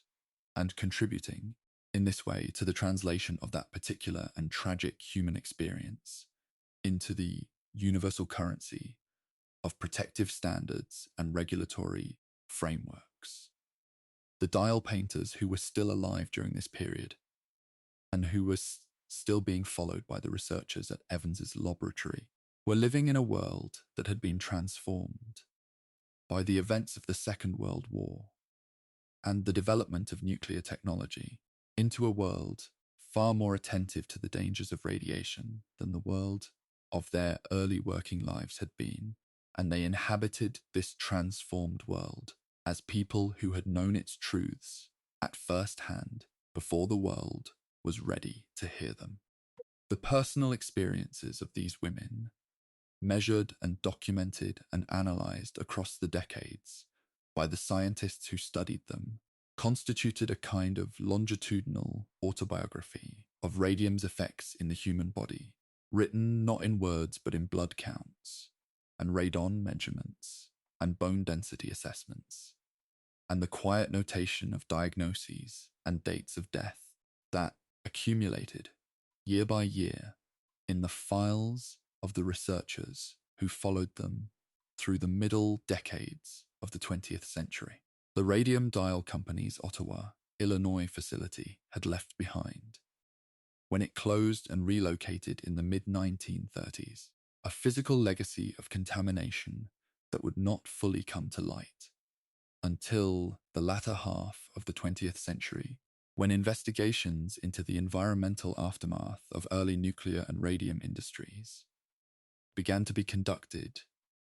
under the authority of the regulatory frameworks that had been built, in part, on the lessons of the dial painters' cases. The building on Columbus Street, where the Radium Dial Company had operated, was demolished in the 1960s, but the contaminated soil and building materials that had absorbed decades of radium dust from the dial painting operations remained in the ground and in the vicinity of the site, contributing to a background level of radioactive contamination in parts of Ottawa that persisted long after the factory itself had been removed. Investigations conducted during the 1970s and 80s found evidence of radium contamination at multiple locations in and around Ottawa, including at the site of the former factory, and at locations where contaminated fill material from the factory site had been used in construction projects. And the findings prompted a remediation effort that was conducted under the oversight of the Illinois Environmental Protection Agency and, eventually, of the Federal Environmental Protection Agency. The remediation involved the excavation and removal of contaminated soil from dozens of properties in Ottawa, including residential properties where families had been living for years. in proximity to radium-contaminated material, and the process of notifying residents and conducting the excavations was a protracted and emotionally complex undertaking that brought the history of the dial painting industry back into the consciousness of the Ottawa community in a very immediate and physical way. For the residents of Ottawa who had grown up in the town during the 1930s, 40s, and 50s, many of whom had heard something of the stories of the women who had worked at the Radium Dial Company, the excavations were a tangible reminder that the past was not simply a story told in books, but a physical reality embedded in the ground beneath their feet, something that the soil of their town was still carrying, and that required active effort to address. The contamination found at Ottawa was not, in most cases, at levels that regulatory assessments determined posed an immediate or severe health risk to current residents, but the presence of any level of radium contamination in a residential community was, by the standards of the late 20th century's regulatory framework, something that needed to be addressed, and the cost and disruption of the remediation process were borne by the community and by the federal government under the Superfund program. The company that had caused the contamination having long since ceased to exist in any form that could be held financially responsible. The Ottawa remediation was, in this way, a late chapter in the story of the Radium Dial Company's operations, a chapter written in the language of environmental law and regulatory compliance, rather than in the language of personal injury, litigation, and labor rights, but connected by an unbroken line of causation to the same events and the same decisions that had produced the illnesses of Catherine Donoghue and her co-workers half a century earlier. The long duration of radium's presence in the environment, like its long duration in the human body, is a reflection of its physical nature, its 1600-year half-life, meaning that the radium deposited in the soil of Ottawa in the 1920s and 30s will remain there, at diminishing but non-zero levels, for thousands of years into the future, a geological footnote to an industrial story that played out across a few decades of human time. The women who came forward in the 1920s to challenge the United States Radium Corporation were, as has been described across the earlier chapters of this account, acting within a legal and institutional context that was in many ways hostile to their claims, and that required of them an extraordinary degree of persistence and courage, simply to navigate to the point of a hearing. But it is worth considering, in this later chapter of the story, what it was about these particular women, in this particular time and place, that made it possible for them to mount the challenge that they did. Because the conditions that might have prevented such a challenge from ever being mounted were also present and formidable. And the fact that Grace Fryer and her colleagues found their way to Raymond Berry's office and eventually to a settlement that acknowledged, however incompletely, the reality of what had been done to them was not inevitable. The women of Orange were, in many cases, members of close-knit immigrant communities, primarily Italian-American in composition, communities with strong social ties, and a shared sense of mutual obligation that provided, even in circumstances of serious illness and legal difficulty, a kind of informal support network that helped to sustain the individuals most directly affected. The community of women who had worked at the Orange factory knew each other, had worked side by side at the long tables, had shared their daily routines and their friendships across years of common employment, and this shared history gave them a basis for collective action that might not have been available to workers in more isolated circumstances. The newspapers of the era, and in particular the New York World, which ran a series of articles on the Radium Girls cases that brought national attention to their situation, played a significant role in making the women's cause visible to a public that might otherwise never have heard of it. And the journalists who wrote those articles, including the reporter Marguerite Moores Marshall, who covered the 1928 settlement for the New York Evening World, were themselves participants in the process by which the dial painter's private tragedy became a matter of public concern. The New Jersey Consumers League and the network of progressive reform organizations that surrounded it provided legal and advocacy resources, including the connection to Raymond Berry, that the women could not have secured on their own, and the existence of these organizations, themselves the product of decades of prior reform work, was a precondition for the success that the dial painters eventually achieved. It is in this way that individual acts of courage are always embedded in larger structures of collective support and institutional possibility, and the Radium Girls' achievement was the product not only of their own persistence, but of the entire fabric of progressive advocacy and organizational capacity within which their struggle took place. The portrait of Sabine Arnold von Sochocky, the inventor of undark paint and one of the co-founders of the company that became the United States Radium Corporation, is one of the more ambivalent figures in this story. A man whose inventiveness and entrepreneurial energy had helped to create the industrial conditions that led to the dial painter's poisoning, but who was himself, eventually, a victim of the same substance he had done so much to commercialize. Von Sochocky left the United States Radium Corporation in 1921 following a disagreement with his business partners, and he spent the years that followed in independent research and in a growing awareness of the dangers that radium posed to those who worked with it closely over long periods of time, an awareness that was perhaps sharpened by the deterioration of his own health, which was already showing the effects of his years of close contact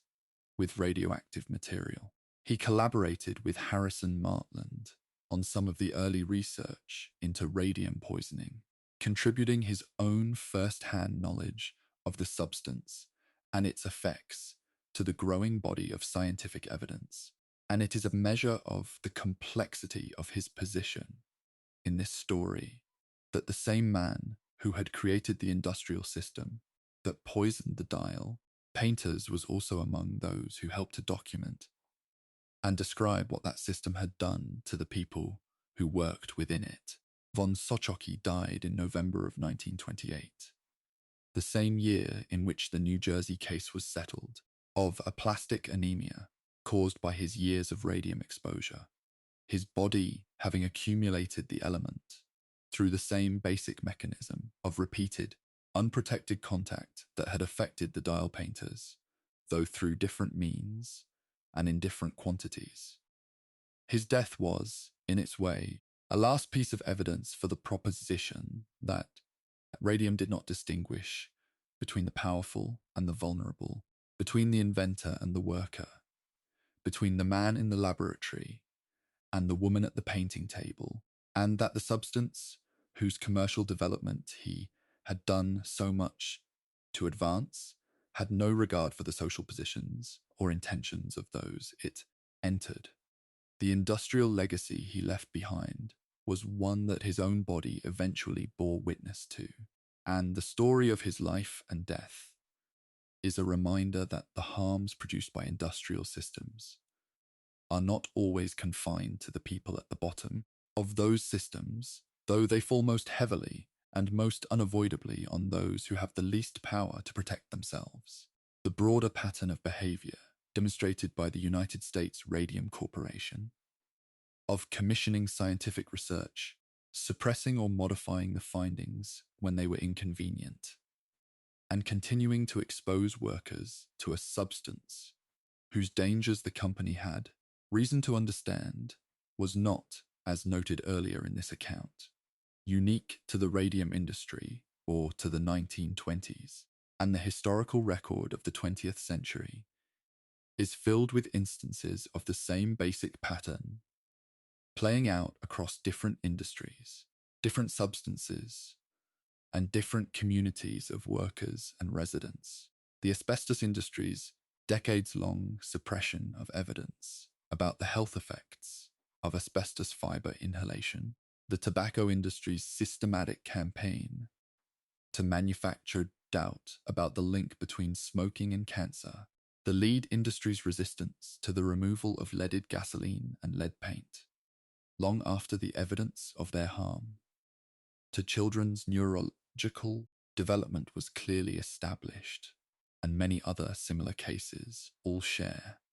in their essential structure, the features that characterized the radium industry's response to the dial painter's illness.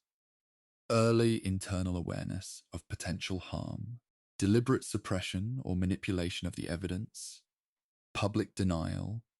and the attribution of illness to other causes, aggressive litigation to delay and minimize accountability, and the eventual, partial, and often belated acknowledgement of responsibility under the pressure of accumulated evidence and public scrutiny. This pattern has been analyzed and described by public health historians and legal scholars in considerable detail, and the Radium Girls case occupies an important place in this analytical literature as one of the earliest and most thoroughly documented instances of it, a case whose historical proximity to the development of the industrial regulatory state in the United States makes it particularly useful for understanding how the relationship between corporate power and occupational health has been contested and gradually, incrementally, modified across the 20th century and into the 21st. The lessons of this pattern are not cheerful ones, and they do not lend themselves to the kind of narrative of steady progress and eventual triumph that would make for a more comfortable story, but they are important lessons, and the Radium Girls case teaches them with a clarity and a specificity that more abstract accounts cannot match. The cultural memory of the Radium Girls, which had been building through popular histories and theatrical productions and documentary accounts from the 1980s onward, reached something of a new intensity in the years around. And following the publication of Kate Moore's narrative, History in 2017, a book that drew on extensive archival research and on interviews with descendants of the dial painters to construct a detailed and emotionally vivid account of the women's experiences that introduced the story to a wide contemporary readership. Moore's book became a bestseller and won several awards, and its success reflected a public appetite for this particular kind of story, the story of ordinary women who faced institutional harm with remarkable persistence. That seemed to resonate with particular force in the cultural and political atmosphere of the late 20-teens. The theatrical adaptations of the Radium Girls story that had been staged in various forms since at least the 1990s, including a musical that was performed in numerous productions across the United States, brought the women's experiences to audiences who might not encounter them in print. And the combination of popular history and dramatic adaptation was effective in maintaining and expanding the cultural presence of a story that might otherwise have receded into the specialist literature of labor history and occupational medicine. A feature film released in 2020 brought the story to streaming audiences and introduced it to viewers internationally, and the subsequent development of a Broadway-bound musical production in the years following 2020 indicated that the story continued to generate creative interest and commercial investment from the entertainment industry. The memorialization efforts in Orange, New Jersey, culminating in the dedication of a physical memorial in the early months of 2026, added a permanent and publicly accessible dimension to the cultural memory of the dial painters, creating a site of commemoration in the community where they had lived and worked that would be available to subsequent generations as a place to encounter their history in a direct and embodied way. The centenary of Grace Fryer's lawsuit, which falls in the late 2020s, will likely bring further attention to the dial painter's story and further occasions for the communities and institutions involved to reflect on what happened and what it means, to measure the distance between the world of the 1920s and the world of the present, and to assess honestly and carefully how much of that distance represents genuine progress and how much remains still to be travelled. The question of what genuine progress in the protection of workers from occupational hazards looks like, and how it can be distinguished from the appearance of progress that leaves the underlying patterns of institutional behaviour largely unchanged, is one that the story of the Radium Girls poses with particular force,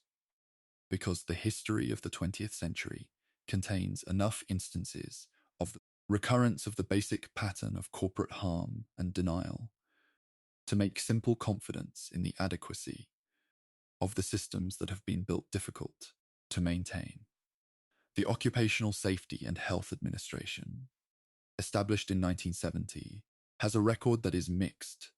in the assessment of scholars and advocates in the occupational health field, having in some areas significantly improved worker safety and reduced the incidence of occupational injury and disease, while in other areas falling short of what the scale and nature of hazards involved would seem to require, constrained by the political pressures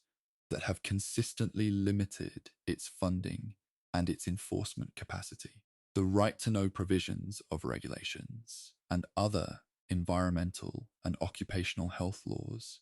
have not prevented all instances of the information asymmetry between employers and employees that characterized the Radium Girls situation, because the formal existence of a legal right and the practical capacity to exercise that right in the conditions of an actual workplace are two different things separated by distances of power and resources and institutional culture that the law alone cannot close. The pattern of harm and denial that the Radium Girls cases illuminate has not disappeared from American industrial life in the century since their cases were heard, and the story of the dial painters continues to be relevant precisely because the conditions that made their tragedy possible, the combination of industrial hazard, corporate self-interest, regulatory inadequacy, and the vulnerability of working people to the power of the institutions that employ them, have not been fully resolved by the legislative and regulatory developments of the intervening decades, however real and important those developments have been. This is not a counsel of despair, but a counsel of continuing attention, an argument for the kind of sustained and patient engagement with the question of worker health and safety that the advocates of the early 20th century practiced, and that the dial painters themselves, through the record of their suffering and their resistance, have made permanently available as an example and an inspiration. The individual women whose names appear in this account: Molly Maggia, Grace Fryer, Catherine Schaub, Quinta MacDonald, Edna Hussman, Albina Larice, Catherine Donoghue, and the many others whose names are preserved in the court records and the medical literature and the newspaper archives of the 1920s and 30s, were people with lives that extended far beyond the dimensions of the story that history has found most useful to tell about them, people with families and friendships and private joys and ordinary sorrows that had nothing to do with radium or with the corporate and legal struggles that came to define their historical significance. Molly Maggia had sisters who also worked at the orange factory. Quinta and Albina, the three sisters shared, across the years of their employment, the daily life of a close family, engaged in the same work and navigating the same neighborhood and community, a shared life that the progression of illness interrupted and eventually ended in ways that the surviving members of the family carried with them for the rest of their own lives. Grace Fryer had, before her illness made it impossible, a life of work and social activity, and the kinds of ordinary ambitions and pleasures that a young woman of her background and era would have had. And the 2 years she spent searching for an attorney willing to take her case were years during which her health was deteriorating and her personal circumstances were narrowing in the ways that serious illness produces, narrowing that the historical record notes but cannot fully convey, because the full dimensions of an individual life cannot be captured in the documents that survive it. Catherine Donahue had a husband, Tom, who attended the Industrial Commission hearings at their home in Ottawa with a faithfulness and a visible anguish that reporters who covered the proceedings noted in their accounts, and who outlived her and maintained, in the years after her death, a quiet engagement with the effort to ensure that her story and the stories of the other Ottawa workers were not forgotten. These individual lives, with their particular textures and relationships and private experiences, are the foundation on which the historical significance of the Radium Girls cases rests, and the tendency to abstract them into symbols of a larger story, though understandable and in some ways useful, should not be allowed to obscure the irreducible particularity of each woman's existence. The fact that she was a specific human being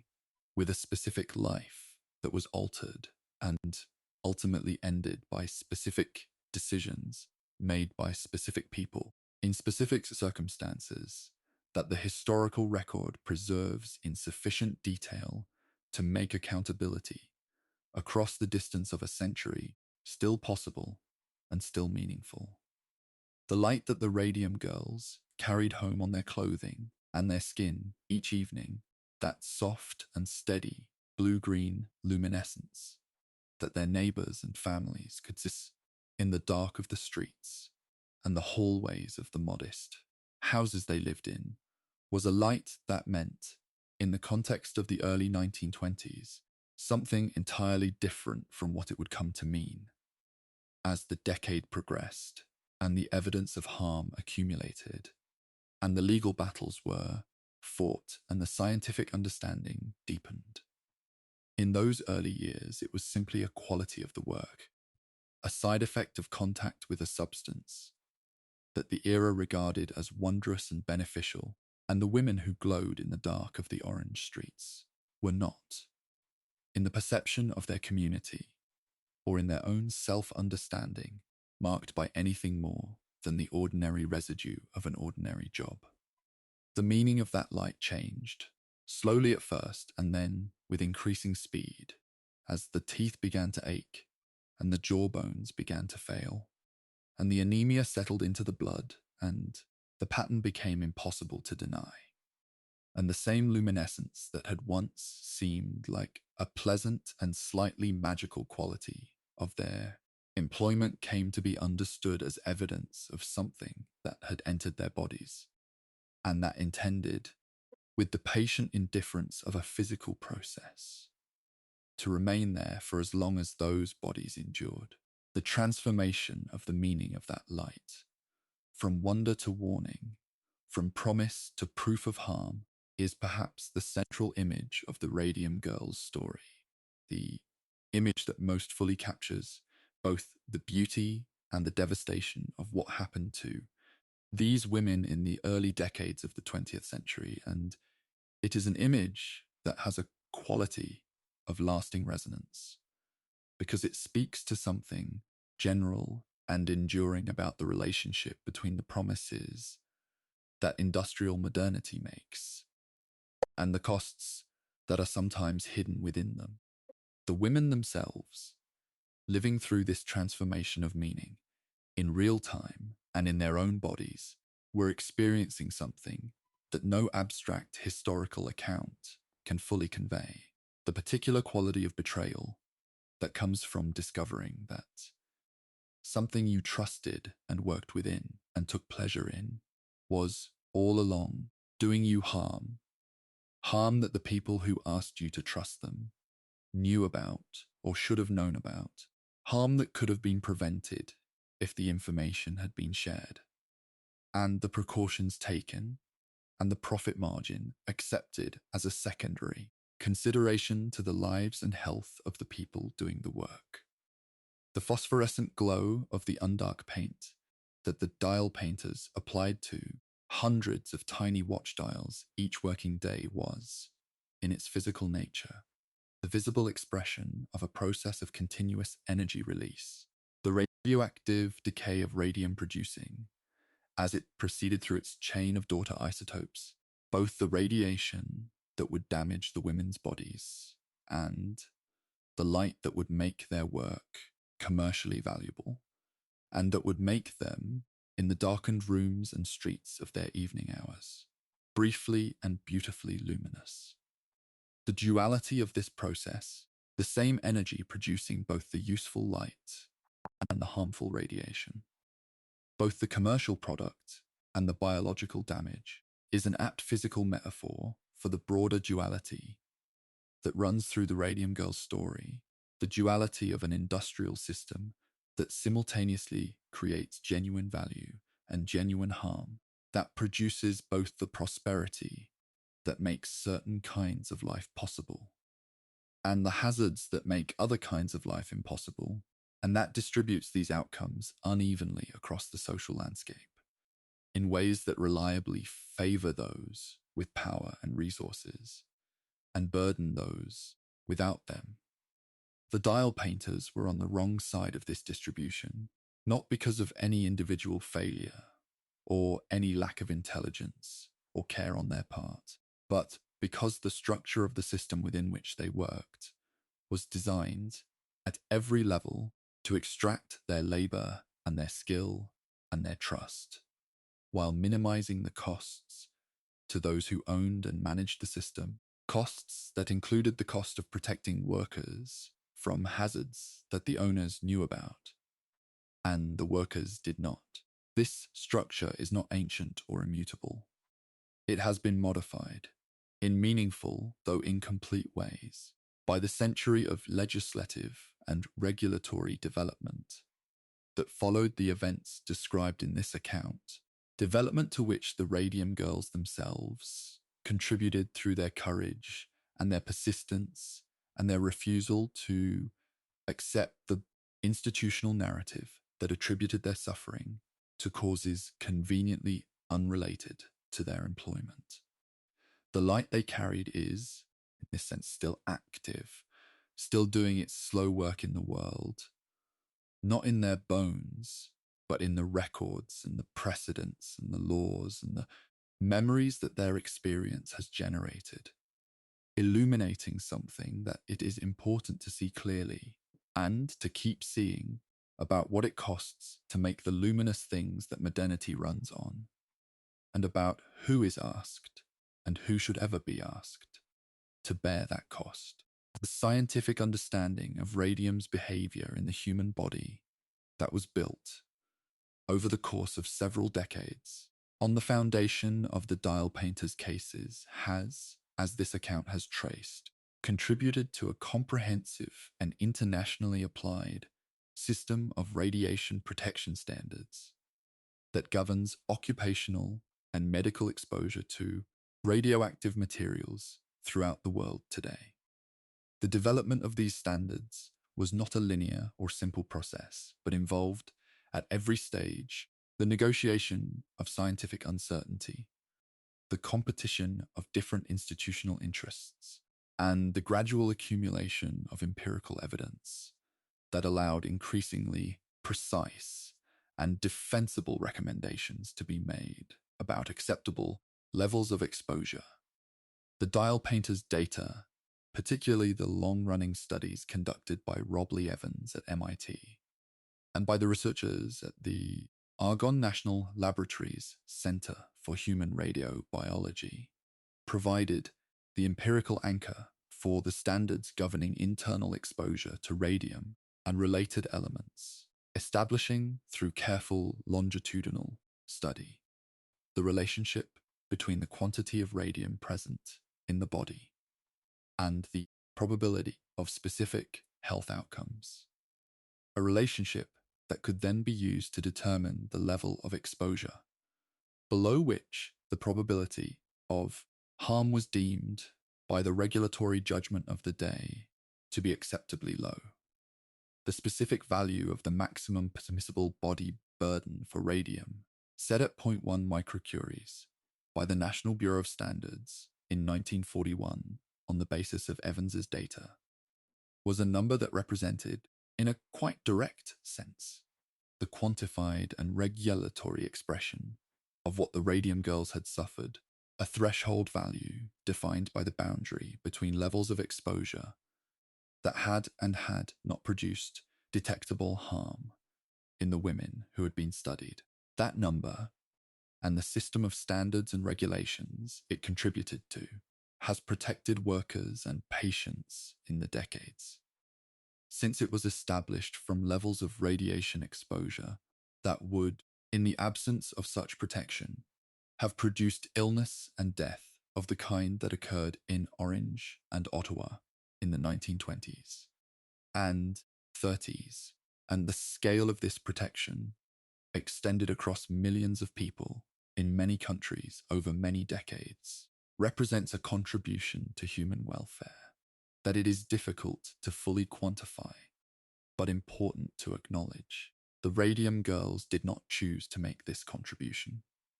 and the form in which they made it was one that no one should ever be required to accept. But the contribution is real, and it is lasting, and it is part of what it means to say that their lives mattered, and that their story deserves to be told and retold and remembered with the care and the seriousness that it has, over the past century, gradually and imperfectly received. The long arc of the Radium Girls story, from the luminous dial painting rooms of the early 1920s to the Broadway-bound musical productions of the 2020s, from the first dental complaints of Molly Maggia to the dedication of the Orange Memorial in 2026, traces a path through 100 years of American history, in which the questions raised by the dial painter's experience have been continuously present, sometimes at the center of public attention, and sometimes at its margins, but never entirely absent from the conversation about what is owed to people who work in conditions that carry hidden dangers, and who are denied the knowledge they would need to make truly informed choices about the risks they accept. The answers that the legal and regulatory systems have given to these questions over the course of the century have been real and meaningful, but incomplete, advancing in ways that have genuinely protected many people while leaving in place structural conditions and power asymmetries that continue to produce instances of occupational harm and corporate denial in various forms across various industries. The women of Orange and Ottawa were not naive, and they were not weak, and they were not people to whom harm simply happened without resistance or response, and the record they left behind them in the court documents and the newspaper archives, and the scientific literature, and the legislative history of the United States is a record not of passive victimhood, but of active engagement with the forces that had harmed them, engagement that was costly and painful, and conducted under conditions of declining health and limited resources and considerable institutional opposition, and that produced, in the end, outcomes that were real and significant, even if they fell short of what justice in the fullest sense would have required. To encounter their story is to be invited to consider what the ordinary circumstances of working life contain, what knowledge is withheld from the people doing the work, and why what the systems designed to protect those people are actually capable of doing, and what prevents them from doing more, and what it looks like when ordinary people decide, in the face of these circumstances, that the truth matters enough to fight for, even when the fighting is hard and the outcome uncertain, and the personal cost very high. The last of the Radium Girls, followed by the researchers at Argonne, passed from living memory into history before the century that had begun with their employment ended, and the direct human thread that connected the luminous dial painting rooms of the 1920s to the present was, finally and irrevocably severed by the passage of time. What remains is what history always leaves behind: the documents and the records and the measurements,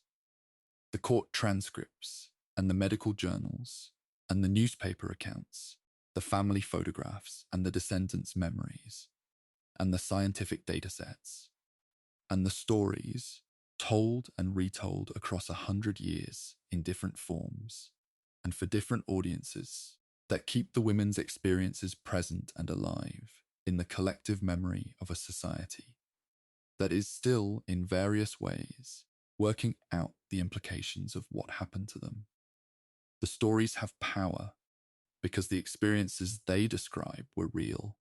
because the women who lived those experiences were specific and particular human beings with names and families and lives beyond the dimensions of their historical significance, and because the questions their experiences raise have not been fully answered by the century of effort that their cases helped to set in motion. To tell this story slowly, in the quiet of the night, is to do something small in the service of that effort, to add one more instance of the stories telling to the long record of its transmission across time, to ensure that the women of Orange and Ottawa are present,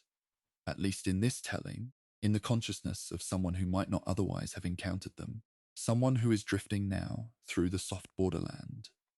between waking and sleep,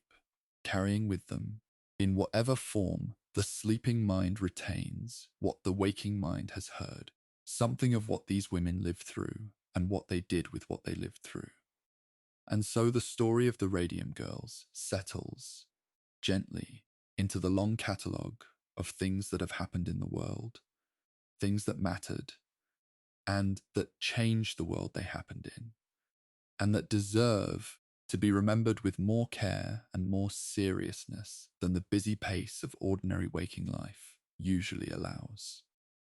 The factories are gone now. The luminous paint has long since faded. The long tables and the small crucibles and the camel hair brushes are gone. The women who sat at those tables and did that careful, skilled, trusted, and betrayed work are gone. The soft blue-green glow that followed them home in the evenings and made them briefly, beautifully luminous in the dark streets of Orange, New Jersey, is gone. What remains is the record they left behind them, in the bones of the earth, and in the pages of the law, and in the ongoing, imperfect, important effort to ensure that the people who do the work of the world are protected from the harms that the world's work can contain. And here you are, breathing slowly in the dark, in the warm and quiet safety of this present moment, far from Orange and Ottawa and the 1920s, far from the factories and the lawsuits and the long, slow unfolding of a story that took a century to tell properly. The past is there, behind you, carrying its weight and its meaning in the manner of all pasts, and it will still be there in the morning, patient and available, whenever you are ready to return to it. For now, let it drift. Let the names and the dates and the long corridors of history grow soft and distant. Let your breathing slow to the rhythm of deep rest. You are here. You are safe. The light in the room is very gentle, and the night is very still, and the only thing required of you now is to let go, slowly and completely, and rest.